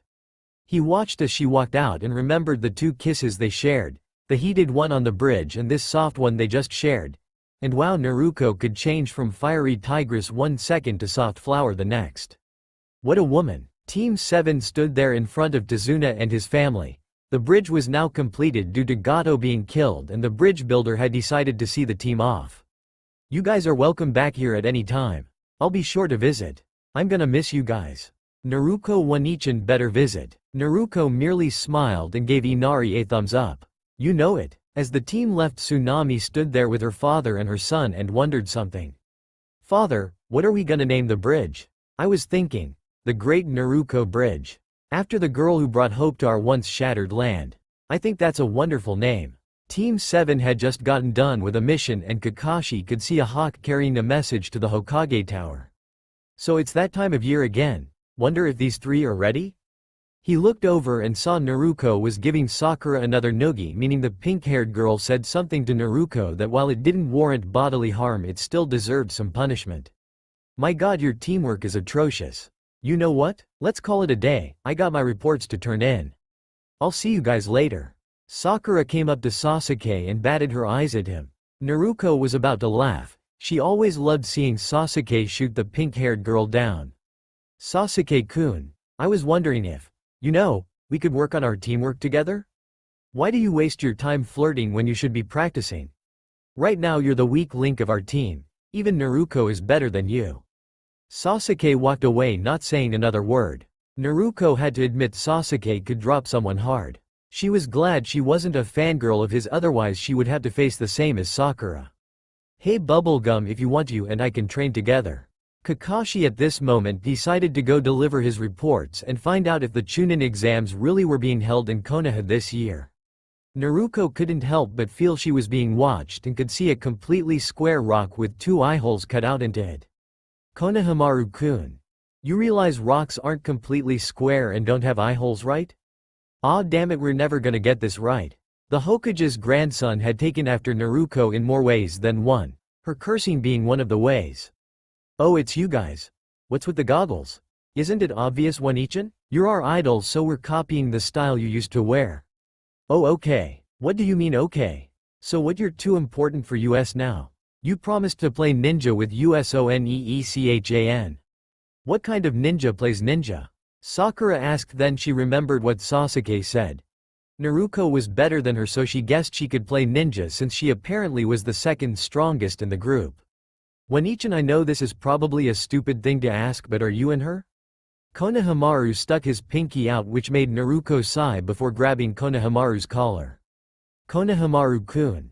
Why the hell would you think I'm a lesbian? Naruto was shaking Konohamaru by the collar. Moegi and Udon both sighed. Konohamaru tended to speak before thinking. I was thinking the same thing. I know you like powerful guys like the Yondaime. She then let him go. Besides, why would you be a lesbian with a skinny, broad foreheaded girl like that? The air went deathly still and the temperature seemed to drop several degrees as Sakura glared at Konohamaru. Naruto patted Konohamaru's shoulder twice before speaking. Konohamaru-kun. I'm not gonna save you, because you won't learn anything if I do. Sakura growled, which caused the 3 academy students to take off running with the angry pink-haired girl close behind. Man, she can run. Why'd I get the feeling? One-chan, help, something bad is gonna happen. Naruto took off towards where she had heard the scream and saw a kid in a black one-piece catsuit holding Konohamaru by his collar. Hey asshole, I suggest you put my little brother down. Naruto cracked her knuckles to emphasize her point. Who's this ugly bitch? All 3 academy students and Sakura went quiet, knowing Naruto was gonna kill this foreign nin for breaking 2 of the many unspoken rules of the village. 1. Never call Naruto a bitch. 2. Never call Naruto ugly. Mr. Makeup Guy, the first really hope you've enjoyed your life, because since you called Naruko Wanichan that she's going to kill you. The last girl who called her the B word was sent to the hospital for possible spine damage and 4 fractured ribs, and she was her classmate. Kankuro gulped but remembered who his father was. He technically had diplomatic immunity. Ha, nice try kid, but she can't do anything to me. I'm the son of the case cage. Before anyone could blink, Naruko had snatched Konohamaru from the foreign nin's grasp and slammed the foreigner against a wall by his throat, her hand squeezing tightly to cut off his air supply. I'm going to tell you exactly what I told my adoptive little brother over there when I first met him. I don't give a flying fuck who you are. I don't care if you are the case cage's grandmother. You call me a bitch. Naruko slammed her free fist into the brick wall next to Kankuro's head, letting him know she wasn't playing around. Holy shit, she's like ridiculously strong. Both Sand Nin's eyes were wide at seeing Naruko's Tsunade strength make a hole in a brick wall. Now say whatever prayers you need to say, because you're going bye-bye. Naruko. Naruko turned to see Sasuke leap out of a tree and walk towards them. What, Sasuke? Can't you see I'm teaching this asshole some manners? I can see that, but Naruko, if you do that you can bring a war to Konoha just like he could bring a war to Suna by attacking the Hokage's grandson. Don't kill him, Naruko, for me. Naruko looked at Sasuke for a moment before tossing Kankuro to the ground. Fine, but only because you asked, Sasuke. Sakura was confused. Ever since that kiss they shared during Wave, Naruko and Sasuke had been acting really weird towards each other. Both Naruko and Sasuke had told her later on it was a heat of the moment thing and not to look into it, which she didn't, but she couldn't help but notice the two of them seemed different now. Kankuro was pissed. This girl had just humiliated him. He was not about to stand for that, not on his life. He reached for the bandaged bundle on his back, making Temari gasp. Kankuro, you're not about to use the crow? You'll get caught. He's not here to stop. Kankuro put it away. A cold, emotionless voice made the makeup-wearing ninja's blood run cold. Up in the tree Sasuke was just in was his younger brother Gaara, and he looked ready to spill blood. If you continue this foolishness, I'll kill you. I am sorry, Gaara, I didn't mean to. Gaara turned his attention from his siblings to the blonde-haired girl. Clearly she was the most physically powerful genin they had met, so she was his main target. She could hopefully make him feel alive. You, the blonde girl. What's your name? Me? Uzumaki Naruko, and you are? Sabaku no Gaara. These are my siblings Temari and Kankuro. We'll see you during the Chunin exams. I look forward to facing you, Uzumaki Naruko. With that, the 3 Sand Nins left to go wherever they needed to go. Sasuke looked at Naruko, who seemed a bit upset still, but he knew just how to help. He slapped the back of her head lightly. Ow, what the hell was that for, asshole? If it wasn't for the fact she had nearly caused a war between 2 major villages, Sasuke would have laughed at the cute angry expression Naruko wore. Sasuke grabbed her ear, which made her curse even more. You nearly started a war between Suna and Konoha, She-Hulk. I know he insulted you, but you have to calm down once in a while. Besides, I hear during these Chunin exams you can kill without being penalized, so you can get your revenge then, okay? Naruko looked at him, and for some reason she felt the urge to hug him but fought it off. Lately, after the Wave mission, she had been wanting to be close to the last Uchiha when before she couldn't stand him. She sighed and nodded. Okay, I'll behave for now, asshole. Sasuke patted the top of her head with a small smirk. Good girl. Now I'm pretty sure we have to find Kakashi to see if we can enter the exams. After all, we need to see how well we've come along in our training. Naruko glared at Sasuke, but inwardly she was giddy, for lack of a better word. She didn't know why, but Sasuke, when he would act like this towards her, made her feel girly, but in a good way. Sure, he didn't make her swoon and go gaga-eyed over him like Sakura and his other fangirls do, but he made her feel special. She guessed was the word. Yeah, let's go find our forgetful good-for-nothing sensei. Konohamaru-kun, I'll see you guys later. We'll play after the exams, I promise. We'll hold you to that, Oneechan. Meanwhile, Kakashi, along with Kurenai, Asuma, and Guy were standing in front of the Hokage and Iruka, who had just confirmed that the Chunin exams would be held in Konoha this year. Hokage-sama, is it really time already? Kakashi was honestly wondering if his team was ready and ignored everyone else's questions. 1 week from today. To make it completely official, I hereby announce 7 days from now, on July 1st, we will begin conducting the Chunin examinations. Now then, I'd like to hear first from those who are overseeing our newest genin. Senseis Kakashi, Kurenai, and Asuma, tell us, do any of you recommend your teams for this? Everyone in the room was silent before Kakashi spoke up. Squad 7, led by Kakashi, consisting of Uchiha Sasuke, Uzumaki Naruto, and Haruno Sakura. I vow upon my clan's honor that all three are ready for the exam. Iruka was stunned, but it was Kurenai and Asuma also vouching for their squads that really blew him away. It's surprising that all three of you unhesitatingly nominated them. Now wait just a moment. Yes, Iruka? Hokage-sama, if I may speak freely? Sarutobi nodded towards the instructor. Forgive me if I'm overstepping any boundaries, but most of those students just named were students in my class at the academy. I admit they are all gifted and show both commitment and talent, but it's too early for them to take the exams. Only with time will they have the experience and maturity the exams require. Iruka, I was 6 years younger than Naruto when I took the exam. Naruto's not like you. Do you want to destroy them? Naruto gripes about every detail of every mission. She wants to be like her father figure, you. Even if I told her no, she'd still want to take the exam. I'm sorry if my recommendation upsets you, but I stand by it. Iruka was quiet upon hearing Naruto saw him as her father figure. He knew he was important to her, but he didn't figure he was that important. They're not your students anymore, Iruka, they are soldiers under my command. Kakashi is right, Iruka. Now Guy, I am assuming you'll be entering your team this year? Hi Hokage-sama, my youthful team is ready to bring pride to the Hidden Leaf. And now that my hip rival Kakashi has taken a genin squad, we can finally see WHO is the better teacher, right Kakashi? Guy did a nice guy pose at Kakashi, who merely scratched his chin. You say something, Guy? Arg, curse you and your hip attitude, Kakashi. The next day Team 7 was a little upset. All day yesterday they couldn't find Kakashi, and once again, he was 3 hours late for their team meeting. Morning you guys. I kinda got lost on the road of life. Can you at least fucking pretend you're sorry? Kakashi dodged a small rock thrown by Naruto. Though small for her, was apparently baseball-sized for him. Yeah, liar. While Sakura didn't agree with throwing such a large rock at their teacher, she did agree he could at least pretend to be sorry for being so late.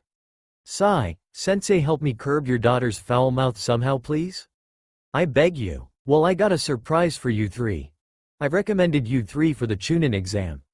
Hell yeah. Isn't this great, asshole? Naruto grabbed Sasuke in a chokehold, and Kakashi could see the Uchiha heir blushing as Naruto, due to the hot weather, decided not to wear her orange jacket, which left her in her normal tight black t-shirt. Oh, the blackmail he now had on the last Uchiha, and now he at least knew the Avenger was interested in not just revenge. He pulled out 3 applications and handed them to his team. Here, fill them out and turn them into room 301 at the academy by 4 o'clock tomorrow afternoon. You don't have to compete if you don't want to, the choice is yours. Thank you, Kakashi-sensei. I love you. The blonde-haired girl leapt onto her sensei and kissed his cheek, which for some reason made Sasuke glare, which did not go unnoticed by the Jonin. Oh yes, something definitely happened between those two in Wave Country. Oh, I'm getting so much blackmail on you, Sasuke. Naruto, get off, you're embarrassing me. The next day Naruto walked up to the academy to see Sakura and Sasuke waiting for her. The weather was again too hot, so she had tied her jacket around her waist. Well, I'm here, let's go. Calm down, She-Hulk. Naruto pulled her eyelid down and stuck her tongue out at him. Eat me, asshole. Naruto, you really need to watch that mouth of yours. What's going on over there? Naruto looked and could see a bunch of genin crowding around a door and heard a punch being delivered. Is someone as talentless as you really planning on taking the Chunin exam? Why bother? Bunch of wet behind the ears brats. You said it. Please, we're begging you, let us in. A bun-wearing girl said. Naruto perked up at hearing her voice. That voice sounds familiar. Wait, is that green spandex? Oh my god, Lee-kun. Naruto took off, plowing through everyone crowding around the door, only to slam into the genin that was punched. Everyone's eyes widened as they looked at the destruction brought upon by Naruto's charging. Several genin were in severe pain and the exams hadn't even started. Tenten couldn't help but wonder what the hell just happened. Then she saw just what exactly had tackled her teammate. Naruto, her little sister back in the academy, who was now nuzzling her cheek against Lee's and saying how much she missed him over and over. She looked at the boy and girl who she assumed were her sister's teammates and saw the pink-haired one was confused as to what was going on and could see the boy was silently fuming at how close Naruto and Lee were. So Naruto's got herself a man, interesting. I'll have to grill her about it right after I get her off of Lee before her boyfriend kills him. Naruto, I know you missed Lee-kun, but let the poor man breathe. Tenten One-ichan. Tenten was next to be tackled, but she didn't mind as she had been wondering what happened to her figurative little sister since she left the academy. Naruto-san, I see you still can't rein in your emotions at all, can you? Naruto and Tenten both looked up from their positions on the floor to see Neji Hyuga staring at them with his arms crossed over his chest. And I see you still can't express your emotions at all, can you, Neji-kun? I still haven't forgiven you for looking under my clothes with your Byakugan that one time, perverted asshole. Neji's eyes twitched at being reminded of the accident between them. Her embarrassment of him that day had made every girl in the class but Tenten not trust him during spars. That is not what happened at all, and you know this. And here I thought you had the hots for my One-ichan. Guess I was wrong. Neji's eyes twitched in annoyance even more. Luckily Lee had come to the rescue as well as Naruto's teammates. The blonde girl always knew how to push his buttons. Naruto-chan, it's great to see you again. Naruto got up, making sure to help Tenten before giving Lee a big hug again after jumping in his arms. Sasuke at this moment had enough of being out of the loop. Naruto, who's this guy? Naruto couldn't help but notice Sasuke's jealous tone of voice, which intrigued her. Why would he be jealous of Lee? They weren't together, and as far as she knew Sasuke didn't have feelings for her. Oh, there you are, asshole. Sasuke, Sakura, this is my bestest buddy and former favorite sparring partner Rock Lee. Followed by my beautiful adoptive older sister Tenten, and this perverted Hyuga here is Neji. Tenten smiled at hearing Naruto compliment her and had to stifle a giggle at seeing Neji's face at being called perverted. Lee all of a sudden blushed and unceremoniously dropped Naruto on her ass before walking over to Sakura. Hi, my name is Rock Lee. You're Sakura, right? You're an angel. Would you like to go out with me? I'll protect you with my life. Lee smiled and stuck his thumb up, and Sakura could only stare as his teeth seemed to glisten in the sunlight. Naruto on the other hand was furious at what he just did to her. Lee, you traitor. You man whore. What the hell am I to you then? Chopped fucking liver? Sasuke helped Naruto up to her feet, where she began pouting at seeing how fast her best friend dropped her for Sakura, who quickly shot him down. There she goes with the cute pouty face again. What was that earlier? Was I actually jealous of this Lee guy? I mean, of course Naruto would have friends from her previous years in the academy and some of them would be guys. Why does that bug me so much? Sasuke was so deep in thought he didn't even notice Lee walk right up to him. What do you want? You and me, here and now. Want to fight? Naruto groaned at this. Lee-kun, you're not still on that hole? A genius can be defeated by a dead last thing, are you? That's gonna get you killed one day. Just promise me you won't harm my asshole too much, okay? I kinda need him for the exam and you wouldn't want me to be at a disadvantage, would you? Naruto batted her eyes at Lee, who blushed before stammering a no. Don't worry, Naruto-chan. I promise I will not harm your teammate too much. Naruto smiled before kissing Lee's cheek, making him blush more. Good, he's also a good lackey and owes me a favor, so I need him for that too. Lee smiled his nice guy pose at her. Sasuke was upset. Naruto seemed too friendly with this Lee guy and he didn't like that for some reason. It was time to put this guy in his place. Let's go. The two teams made their way to a large empty area just below the room they were supposed to go to for their exam, and Sasuke and Lee stepped towards the center. I'm calling you out, Uchiha Sasuke. I want to test the effectiveness of my techniques against the last surviving member of your legendary clan. Besides, Lee looked over at Sakura and winked, which made Naruto growl. Can't believe Lee-kun considers me second to bubblegum. So Naruto, you and the Uchiha, huh? Tenten whispered. What are you talking about? There is nothing between me and Sasuke. He's an asshole and my main lackey, that's all. Yet you called him your asshole when you told Lee to go easy on him. Plus you saw how jealous he is of you and Lee. The guy wants you and doesn't even know it. Don't believe me? Root for Lee, just root for him.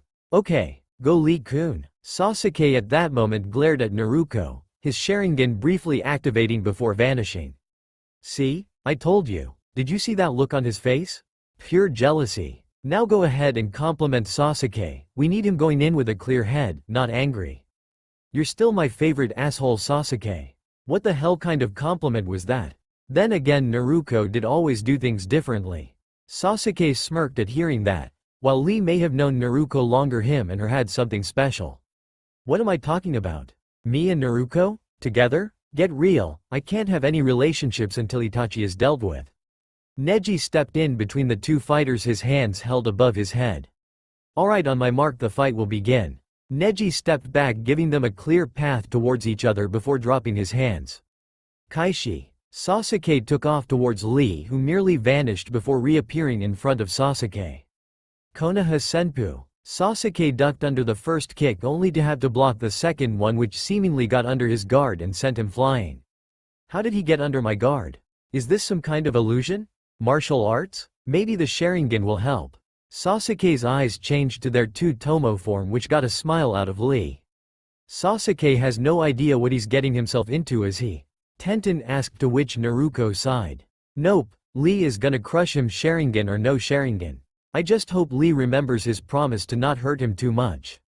Naruto, how can you talk about Sasuke like he's gonna lose? Because he is. I'm confident in Sasuke's abilities, bubblegum, but you have to remember Lee was my sparring partner, which means he's able to not only keep up with me but take hits from me. Even Neji here would prefer not to be my sparring partner. The young Hyuga male nodded. It's true, while I may be able to beat Naruto-san, it's a stalemate. I can cut off her chakra, but she only needs one good hit to put me down. Lee can take those hits, I can't. Sakura turned back towards the fight to see Sasuke flying up in the air, blood flying from his mouth while Lee was crouched below him. Ooh, in the jaw, you know that's gotta hurt. Naruto commented. Sakura was biting her nails as Lee reappeared behind Sasuke in midair. Neji-kun. Lee-kun is not about to use that technique, is he? Guy-sensei would be furio. Halt, that's enough, Lee. Sasuke began slowly falling back down to the ground only to be caught by Sakura. Lee, you know the rules. That move is strictly forbidden. Neji, Tenten, you should have stopped him. Is that a fucking turtle? Everyone sighed at Naruto's simple question.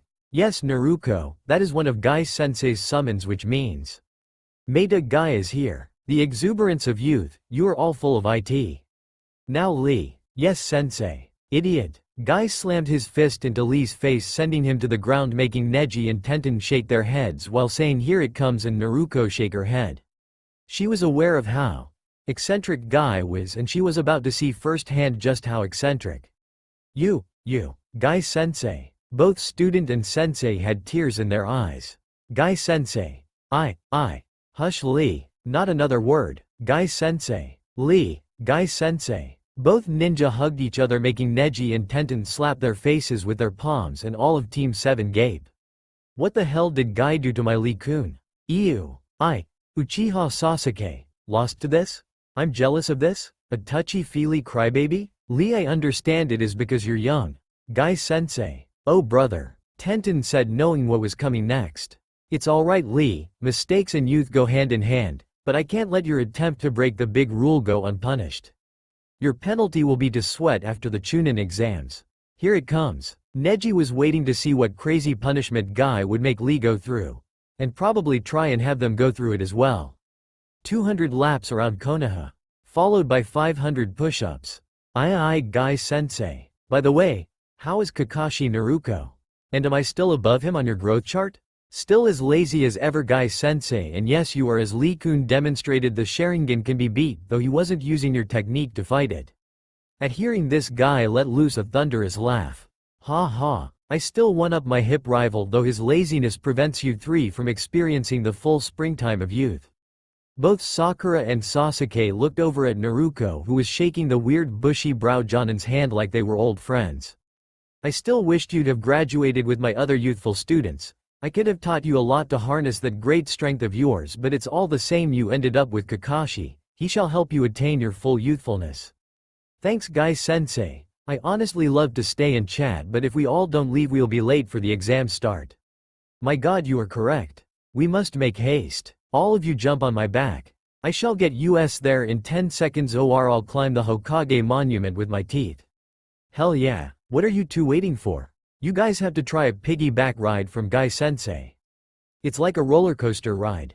Sakura and Sasuke gulped before getting on along with Lee, Neji, and Tenten, who acted like this was an everyday occurrence. Which for them it was. Ready? Guy asked his charges. Steady. Naruto yelled, pointing at their destination. Go. Both her, Lee, and Guy yelled as Guy took off like a rocket, making classroom doors fly open.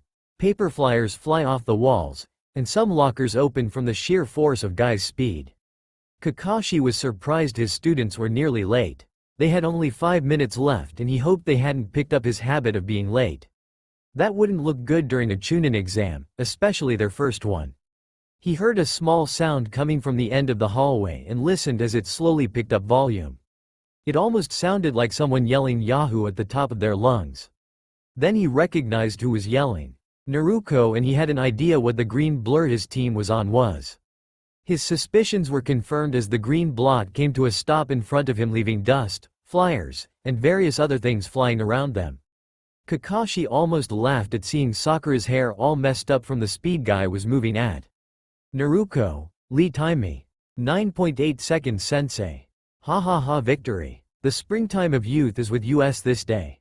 Kakashi watched as Guy's other two students shook their heads at their teacher's childishness. He could see Naruto was happy while Sasuke looked nauseous and Sakura looked like she had no idea what had just happened. Well, I'm glad to see you all made it on time and all together. That's good, because had one of you not shown up I wouldn't have been able to let you in. I'm proud of you all, now give them hell, and Guy. Thanks for getting them here on time. It is all right, my eternal rival. I had to make sure my other students made it as well.